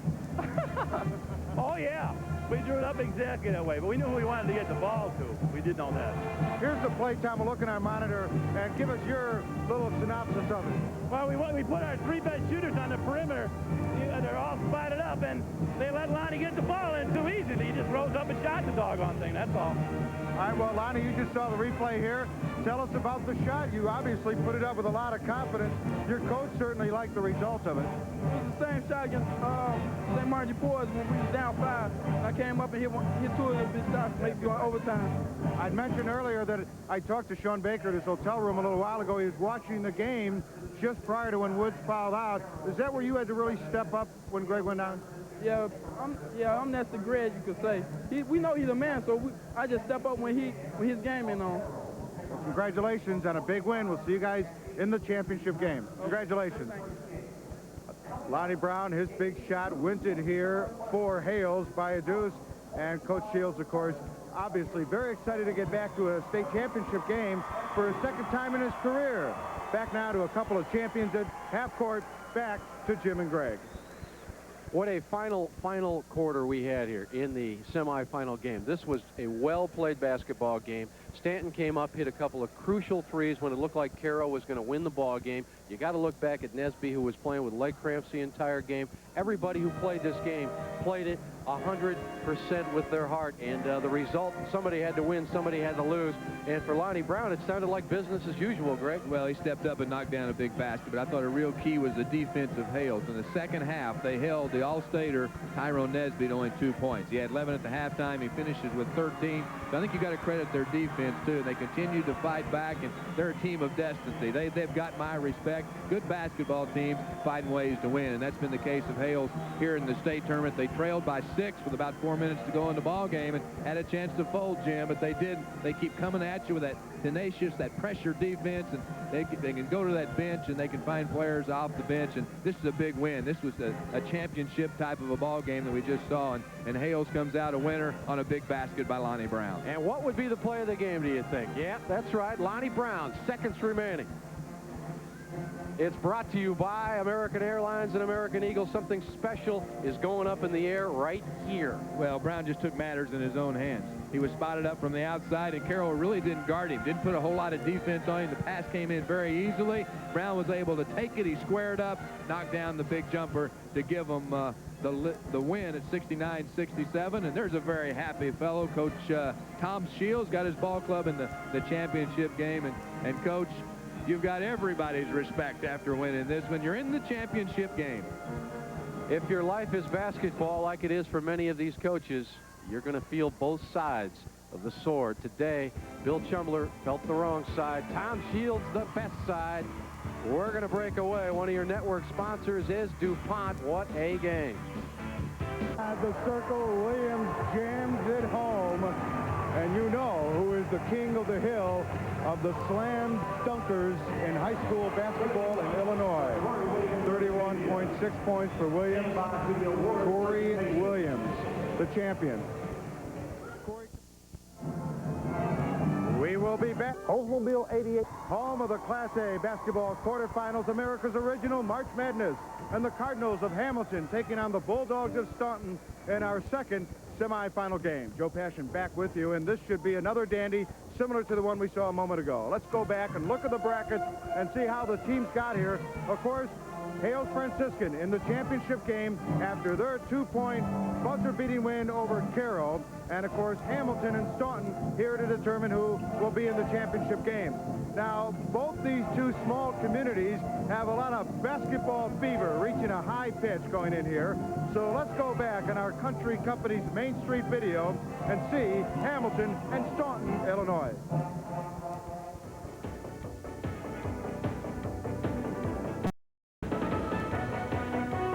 Hamilton was founded in 1852 and is named after Artois Hamilton.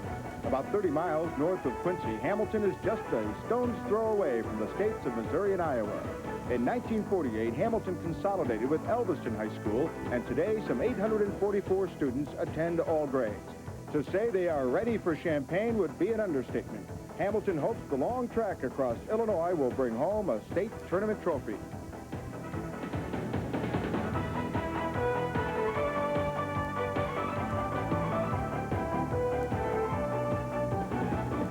The town of Staunton, located in southwestern Illinois, about 1 hour from St. Louis, is one of this state's oldest communities. Founded in 1817 by John C. Wood, farming and coal mining were Staunton's original industries. Nicknamed the Bulldogs, Staunton High is just over 1,000 students in all grades.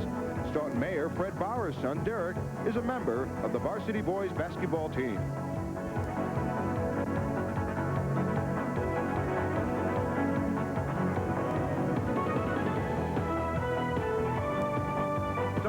Be the Bulldogs against the Cardinals for our second Class A semifinal game, and that's coming up next from the Assembly Hall in Champaign after this timeout.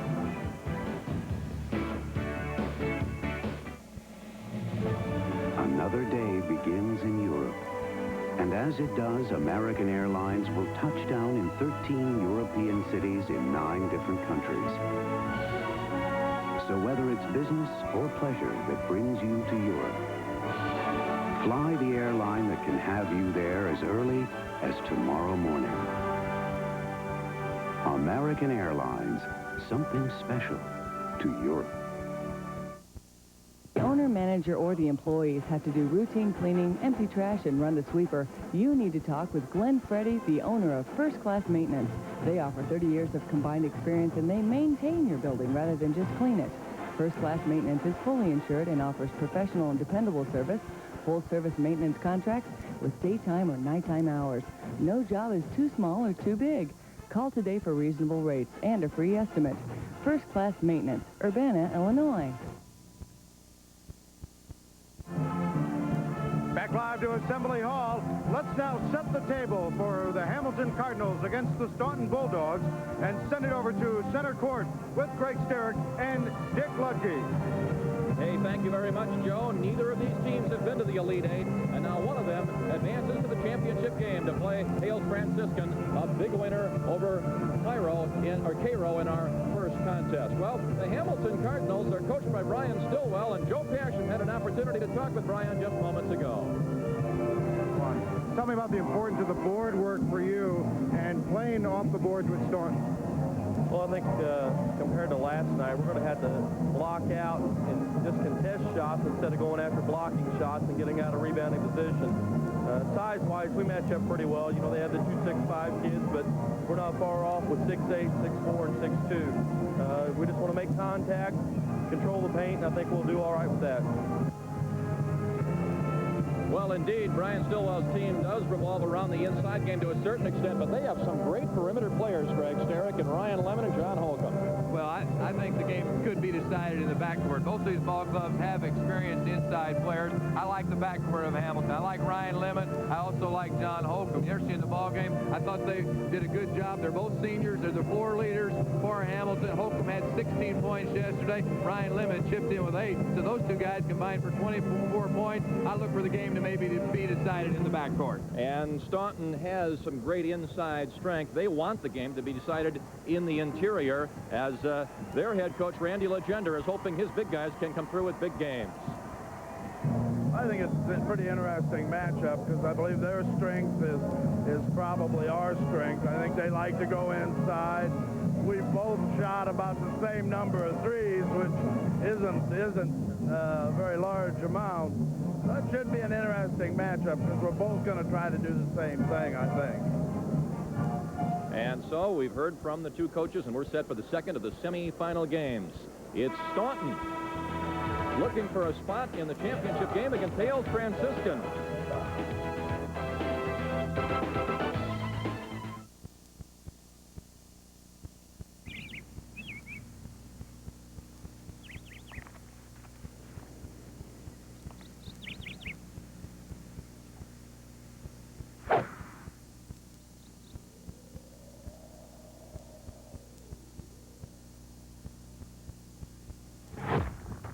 Sometimes it just isn't your sport. If that's the case, we'll buy your old sports equipment from you. Play It Again Sports. We buy and sell used sports equipment. Dick Van Dyke Appliance Repair Service sets the standard. Dick Van Dyke repairs all brands, guarantees same-day service, evening repairs, Saturday repairs, and 24-hour emergency service. Radio dispatch trucks, $250,000 parts inventory, factory-trained technicians, repairs guaranteed up to 1 year. Diagnostic service call in your home as low as $22.50. Call Dick Van Dyke for details. Find us in the white pages. Looking for its 17th win in a row. Staunton hoping to stop that streak. Let's meet the starters for these ball clubs now as we join public address announcer Steve Adams. Cardinals of Hamilton High School, who enter this game with a record of 28-2, and the Bulldogs of Staunton coming into this game with a record of 25-7. At forward for Hamilton, a 6'2" junior, number 40, Todd Brownlee. At forward for Staunton, a 6'5" senior, number 50, Andy Kuba. At the other forward for Hamilton, a 6'4" senior, 52, Jason Havens. At the other forward for the Bulldogs, a 6'2" senior, number 44, Brad Skirtich. At center for Hamilton, a 6'8" junior, number 54, Kurt Meister. And at center for Staunton, a 6'5" senior, number 52, Kevin Meyer. At one of the guards for Hamilton, a 6' senior, number 14, John Holcomb. And at one of the guards for Staunton, a 5'11" junior, number 20, Ronnie Hempton. At the other guard for the Cardinals, a 6' senior, number 4, Ryan Lemon. And at the other guard for the Bulldogs, a 6' junior, number 42, Jeremy May. And now let's meet the coaches.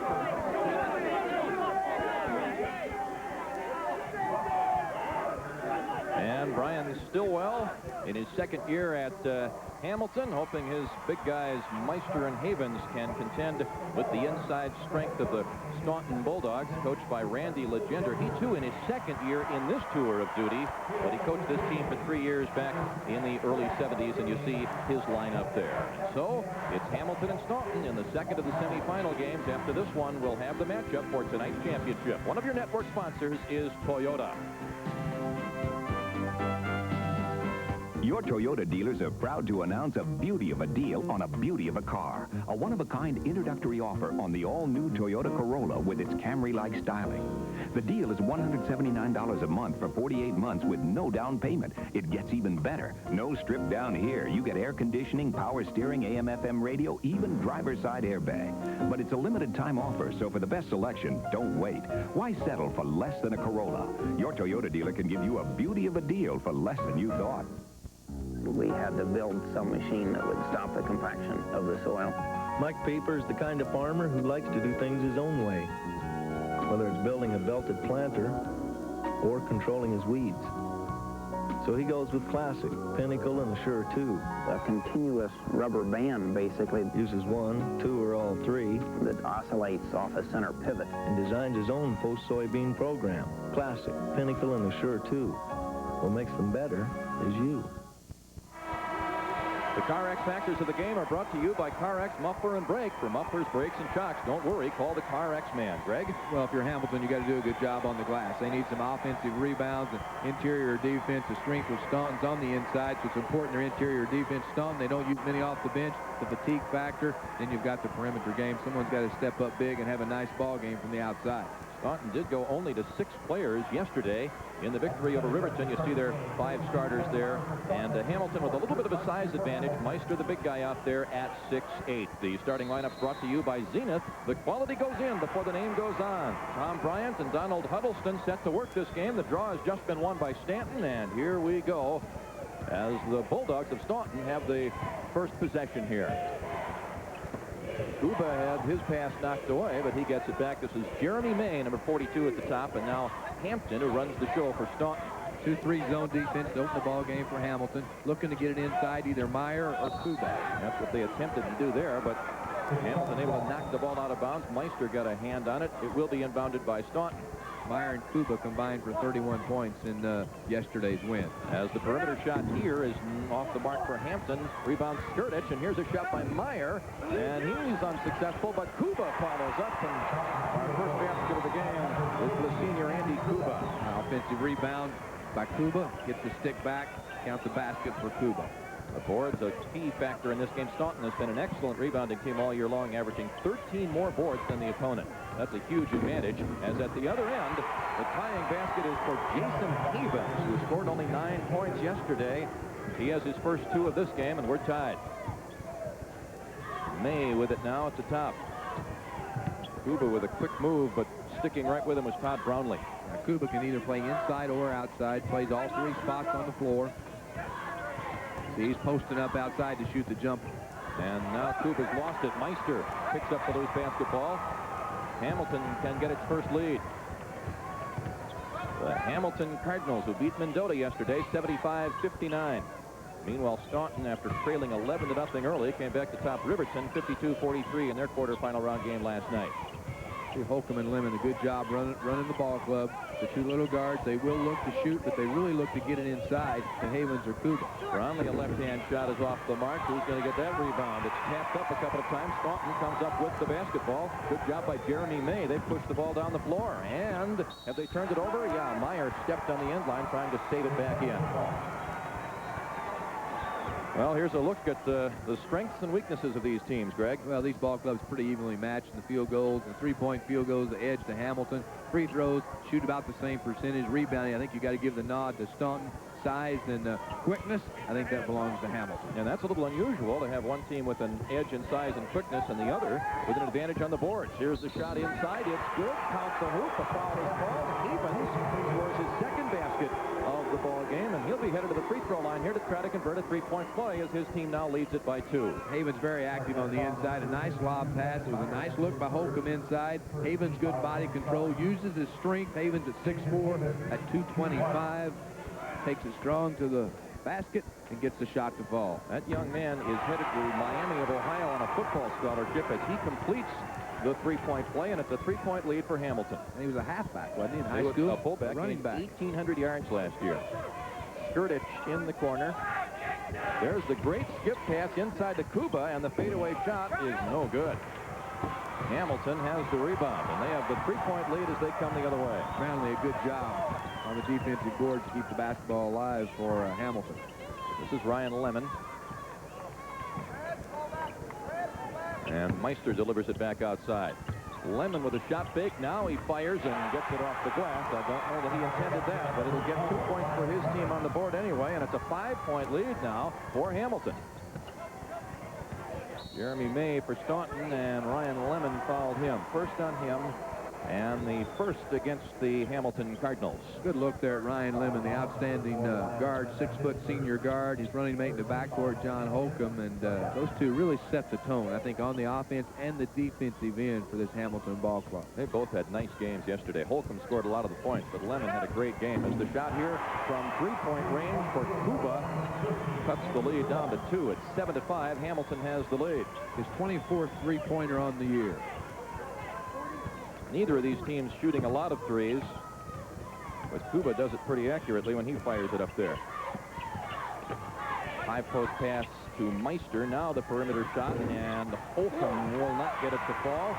Andy Kuba with the rebound. Winner of this one takes on Hales Franciscan. What a first semifinal game we had as Hales won it by 2 on that shot in the waning seconds by sophomore Lonnie Brown. 69-67. And Cairo now will play in the third-place game this evening, which you will see right here. 6:30, our coverage starts this evening from the hall. Here's Hampton's driving shot. And he puts his team up by 4 with that one. That ties the score. Staunton 7, Hamilton 7. Staunton had the early 2-point lead. Hamilton led by 5. Now we're knotted up. See Staunton doing a good job inside on Meister. See the pass. Lemon set the play up. Meister worked hard inside to get open. The pass was delivered by Lemon, and Meister with a nice finish. And Hamilton leads it again by 2. Here's Hampton to Kuba. Now a 3-pointer for Hampton, and that's off the mark. And the rebound tipped by Brownlee. Out to John Holcomb. Inside is Brownlee, and the 14-footer goes down, and now it is a 4-point lead for the Cardinals. Brownlee's first basket. Why is it when left-handers shoot, it always looks unorthodox, but they always go in? That's because we're right-handers. They see it differently. Here's May for 3. And it comes up short, and Staunton not shooting very well from the perimeter, but maybe more importantly, they've been forced to take shots from the perimeter here in the early going, as Brownlee makes it a 6-point lead at the other end for Hamilton. Staunton wants to jam that thing inside a bit more, Greg. They continue to look to try to get it inside to Meyer and Kuba, but the zone's been very effective early here in the ball game. It's been more of Hamilton getting points on the inside. They've gotten 12 points on the inside and only 2 for Staunton. And now timeout is called. I believe this one is called by Staunton with 2:44 to play in the first period. Hamilton is off to the early edge. 13-7 in favor of the Cardinals, and one of your network sponsors is Country Companies Insurance. When my dad died, it was a shock going through all this stuff. I mean, I'm sure he knew where everything was, but to me, it was complete chaos. At least for all our insurance, he dealt with one agent who took care of everything. Country Companies. It's nice to know when it matters most. The country's behind you. I guess we're all gonna die sometime. My dad just didn't think it would be so soon.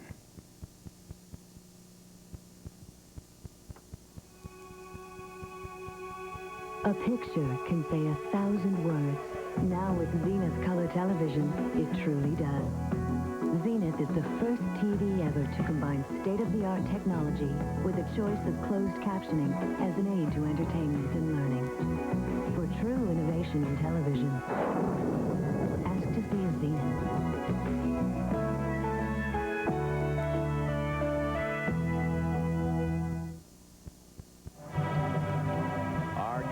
Brought to you by DuPont, Classic Pinnacle, and Assure 2. What makes them better is you. Both of these teams have been outstanding over the past 2 years. You see Hamilton's record there. Both of these schools in the Elite 8 for the first time ever.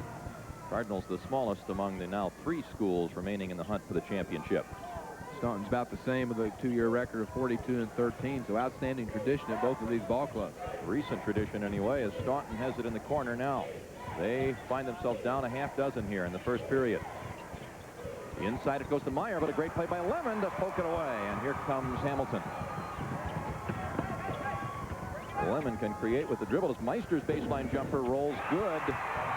Meister is a deceiving athlete. He's a big, bulky guy, but he's pretty mobile, and he has a nice perimeter shot as well. As Skirtich tries to match it at the other end and does. And so it was a brief 8-point lead for Hamilton, but now it's back to 6. Skirtich with his first basket of this game.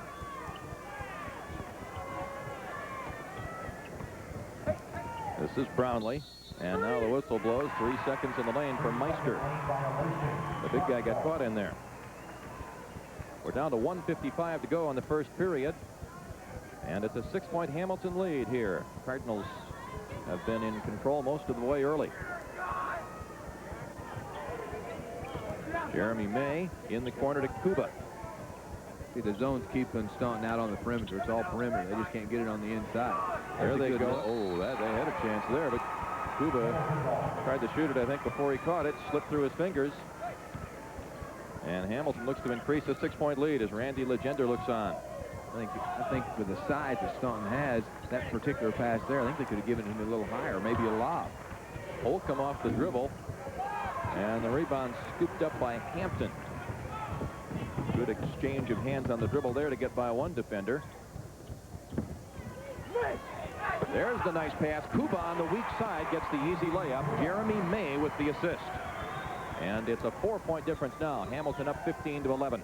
Kuba with 7 early points, 7 of the 11. He scored 13 in yesterday's game, but he had 15 rebounds. Here's Meister. He got nailed on the shot. He missed the shot, but will go to the line for a couple as Jeremy May is whistled for the personal, his first, team second. When you look at Kurt Meister at 6'8" and 240, he's only a junior. He gets almost 13 points per ball game. He looks like he lacks some foot speed, but watching him in 2 ball games, he really gets up and down the floor, gets up and down pretty good, doesn't he, Dick? Don't you think? I agree. Very deceptive. Very deceptive. Yeah. As 2 new guards in for Hamilton. Darren Monroe is number 12, and you saw number 30 also Jeff Doherty as the starters Lemon and Holcomb check out for a rest. Meanwhile, Meister makes it 16-11, Hamilton by 5. With Doherty in the ball game, that gives him another threat from the outside because he's a good shooter. He's got good 3-point range. And Monroe, according to his coach Brian Stillwell, is perhaps the best penetrator on the team. Both free throws through there for Meister. The lead is up to 6 once again. And the full court pressure being shown here, and it'll be over and back against Ron Hampton. He was straddling the timeline. You know, I like the substitution pattern, too, by Brian Stillwell early, giving his ball players a little bit of rest right there. New fresh guard, over, and then back, turnover on Hampton. Good call by the official, right on top of the play. Absolutely. And Hamilton now with less than a minute to play in the first period with a 6-point lead. This is Doherty with it now, one of the new people in the game for the Cardinals.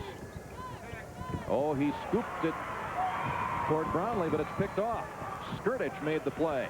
Nice steal, good steal.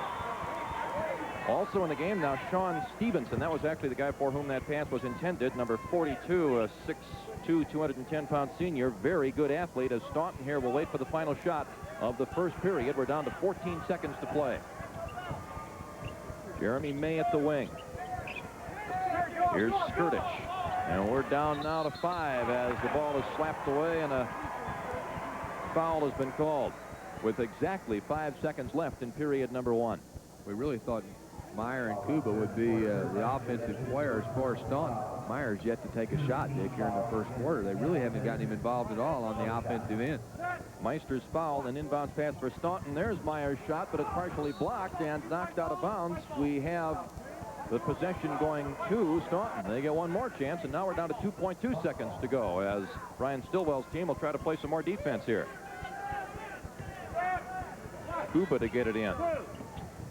You got to find somebody in a hurry, and as it goes in the corner, a whistle and a foul has been called against Brownlee with 1.6 seconds to go.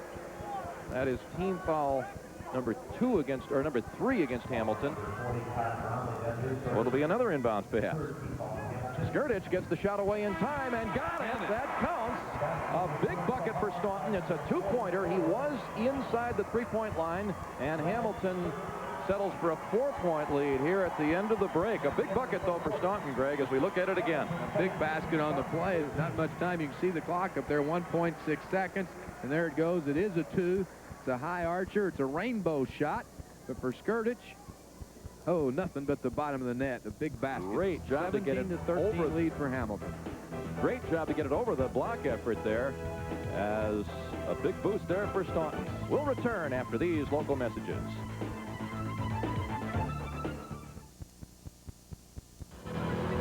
Look over there. What? It's a new high horsepower tractor. You ever seen anything like that? I don't know what it is. With features and performance to get your attention. What in the... It's rolling down the pike. The most advanced power shift transmission ever put in a farm tractor. See it soon at these AGCO Alice dealers. AGCO Alice. For the way you farm today. Some things in life, they just feel right. Like a sunny day or a cool country night. A family picnic with all of its charm and the homemade goodness of Prairie Farm. Generations of goodness go into everything we make, like Prairie Farms yogurt, country fresh, pure and delicious. Bring some home to your family. Taste the homemade goodness of Prairie Farm. Well, next weekend, the Country Company's three-point showdown right here in Champaign, part of the festivities 1 week from today here at the Assembly Hall at the AA tournament. And there's a look at what's happened through the first 8 minutes, Greg. Well, the points in the paint, that's the story right there. For Hamilton, they get 12 points on the inside. Staunton with only 4. As Hamilton leads it by 4, 17-13. They were up 8 at one point. Brad Skirtich tying the shoelace.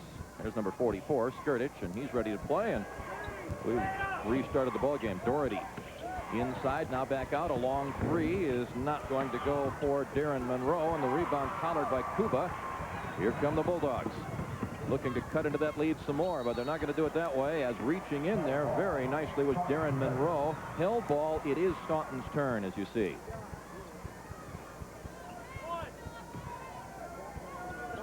Dick Ludke and Greg Sterick describing the second of the semifinal games. We had a classic matchup in the opener, as the shot by Meyer is good. There's his first basket of the game, and it's a 2-point difference now. Yeah, only a second shot, so he's 1 of 2 from the floor, and I think Meyer's got to become a little more available on the offensive end. They need to look to him. Kuba's drawing all the attention. Inside, nice pass, and Meister cashes in. Great feed by Sean Stevenson. Meister with 3 early buckets, a 4-point lead again for Hamilton. That first one won by Hales Franciscan, 69-67 over Cairo. Kuba to Meyer. Now it comes inside, and we've got another foul called. I think Gardy's going to get the foul.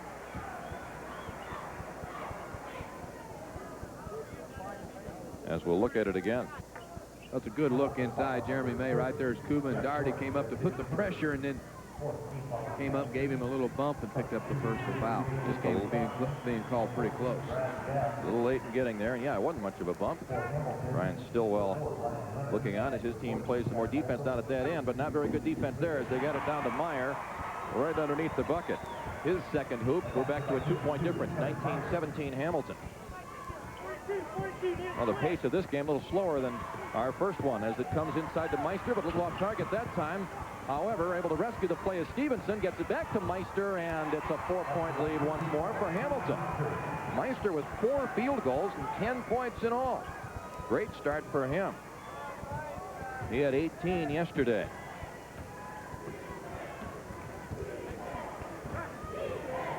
This is Meyer in the corner. Hamilton sagging back in that zone, daring Staunton to take the outside shot.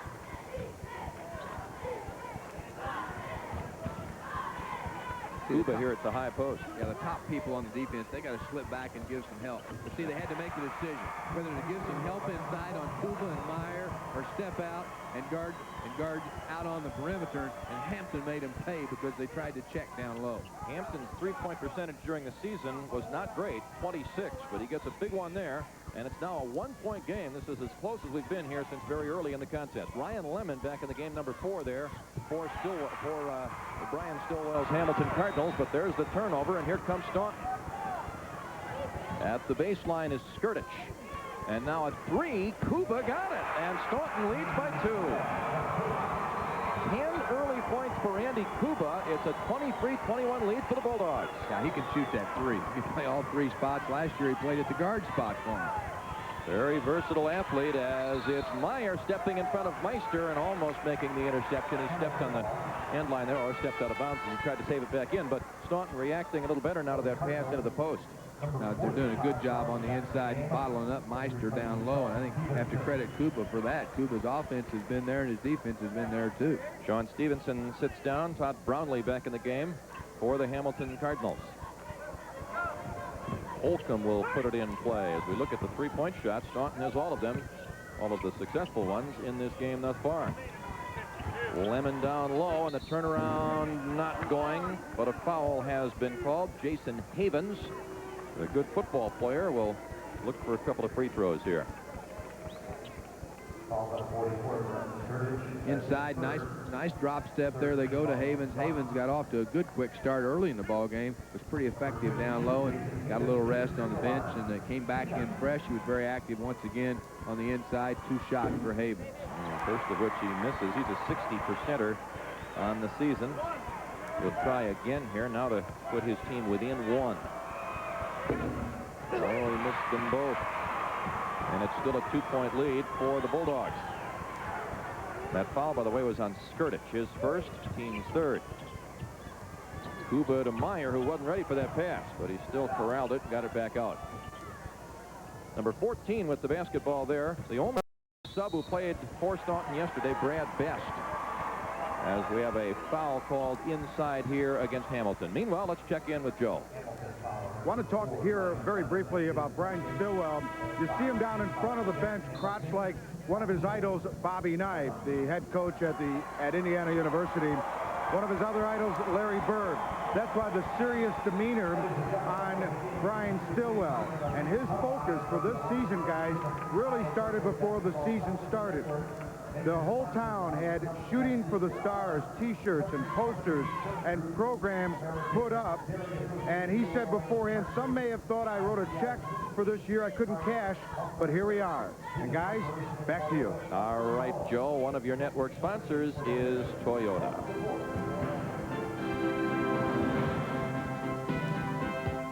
Your Toyota dealers are proud to announce a beauty of a deal on a beauty of a car. A one-of-a-kind introductory offer on the all-new Toyota Corolla with its Camry-like styling.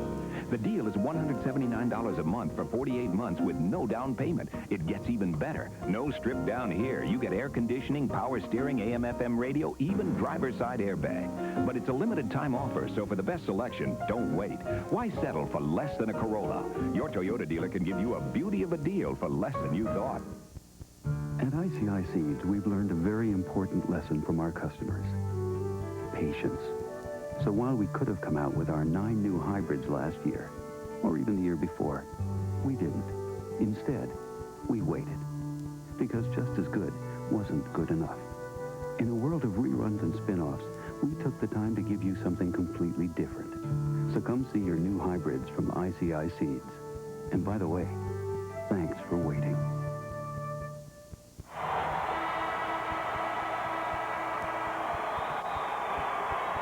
As you see, Staunton up by 2, and the reason they are is this 3-point shot.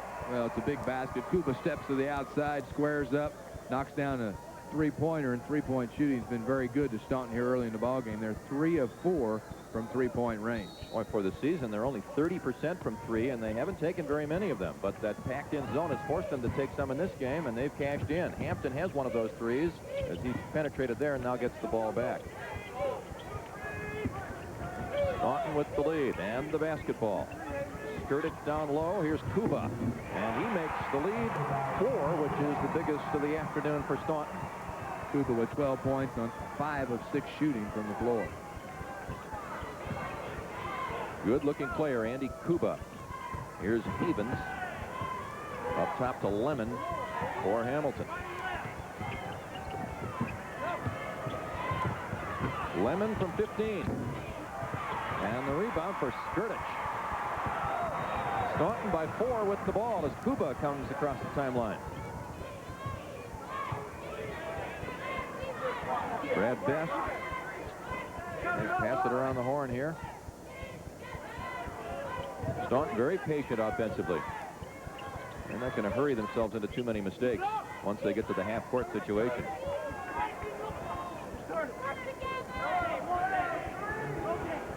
Hampton looks it over. That zone's really packed in, Greg. The zone's packed in. That's why the three-point shots are becoming available. We're down to 3.5 minutes to play in the first half. A 25-21 lead for Staunton. The winner faces Chicago Hales Franciscan tonight for the title. A reach-over foul there against Meister. And Staunton really executing offensively right now. That's 2 on Meister. Good ball movement by Staunton on the offensive end. That's just a good look inside. It's a post move. It's a flash to the post by Meyer, and then it was Meister over the back. And the offensive player, Meyer, just beat Meister to the spot. Team foul number 6, so no free throws here. As it comes back to Meyer, a shot fake, but he traveled. Yeah. Tried to duck under Meister, but dragged that pivot foot just a little bit. Randy Legender's team gives up the ball as they go back to play defense up by 4. You see the turnovers there. Staunton with more of them, but they have the lead as Lemon fires and misses. And the rebound for little Brad Best.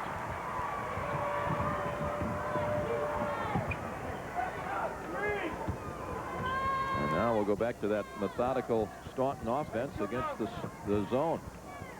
A 3 for Hampton. Oh, boy, they're hot from three-point territory. That's 4 out of 5 now. 2 of those from Ron Hampton, and the lead has been built to 7. 28-21. Hamilton was up by 8 at one point back in the first period. As Meister got it, he was bumped pretty hard by a couple of guys. I think they're going to tack it on Hampton.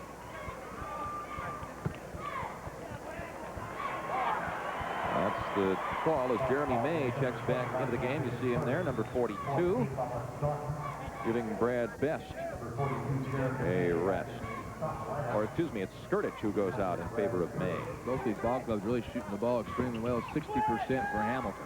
Meister was in the post, but Jeremy May stepped in front, knocked it away, and here comes Brad Best. Now 2.5 minutes to play in the half. Staunton leads Hamilton 28-21. Best does just a good job. Just a ball handler. He's a role player. He comes in off the bench and does a good job taking care of the basketball. 5'8" senior. This is Hampton. Kuba in the corner had the 3, but passed it up that time. Now they get it inside, and Meyer's fadeaway shot makes it a 9-point lead for Staunton. Well, just a nice play that time by Staunton. Instead of a little triangle, they brought Kuba out low on the baseline, slid Best down to the elbow, and then they flashed Meyer to the post. And a nice look inside. Meyer responded with a nice basket. Meyer now with 6 points, along with Kuba's 12 points. Ryan Lemon out, as you see, and the backup guard, Jeff Doherty, is in there as he moves the ball across the timeline. Staunton with its biggest lead for either team in this game. Havens tried to make the move.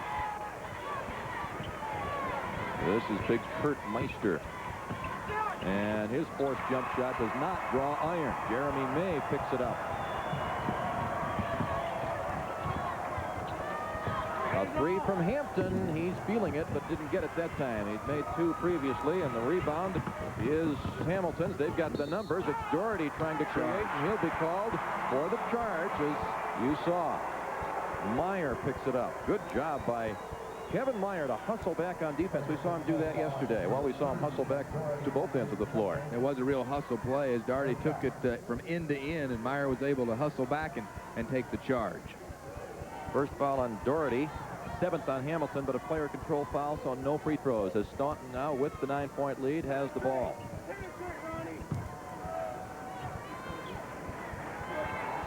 Hamilton continues to play that zone.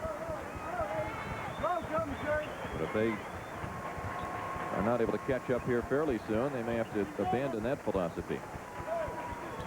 Inside, great pass, but Kuba's Shot swatted away. I believe it was Havens who got that one. Holcomb thought about a three. Here's Havens with the jump hook. First bucket in a while for Hamilton. It's 30-23 now. Staunton's lead is 7. This is Kuba. Stripped away. It's loose, but it comes right to Hampton. Down to 30 seconds now left in the half. Staunton will hold it for the final shot.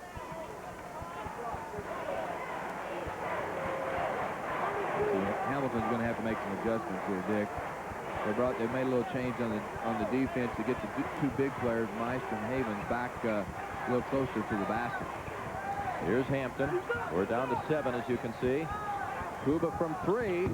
Off the back of the iron. He's going to get another chance. He didn't have to fire it up quite that quickly as the horn sounds and the period comes to an end, but the score is still Staunton 30 and Hamilton 23. Randy Legender's team has started slowly in both of its games here in Champaign. Down 11-0 yesterday.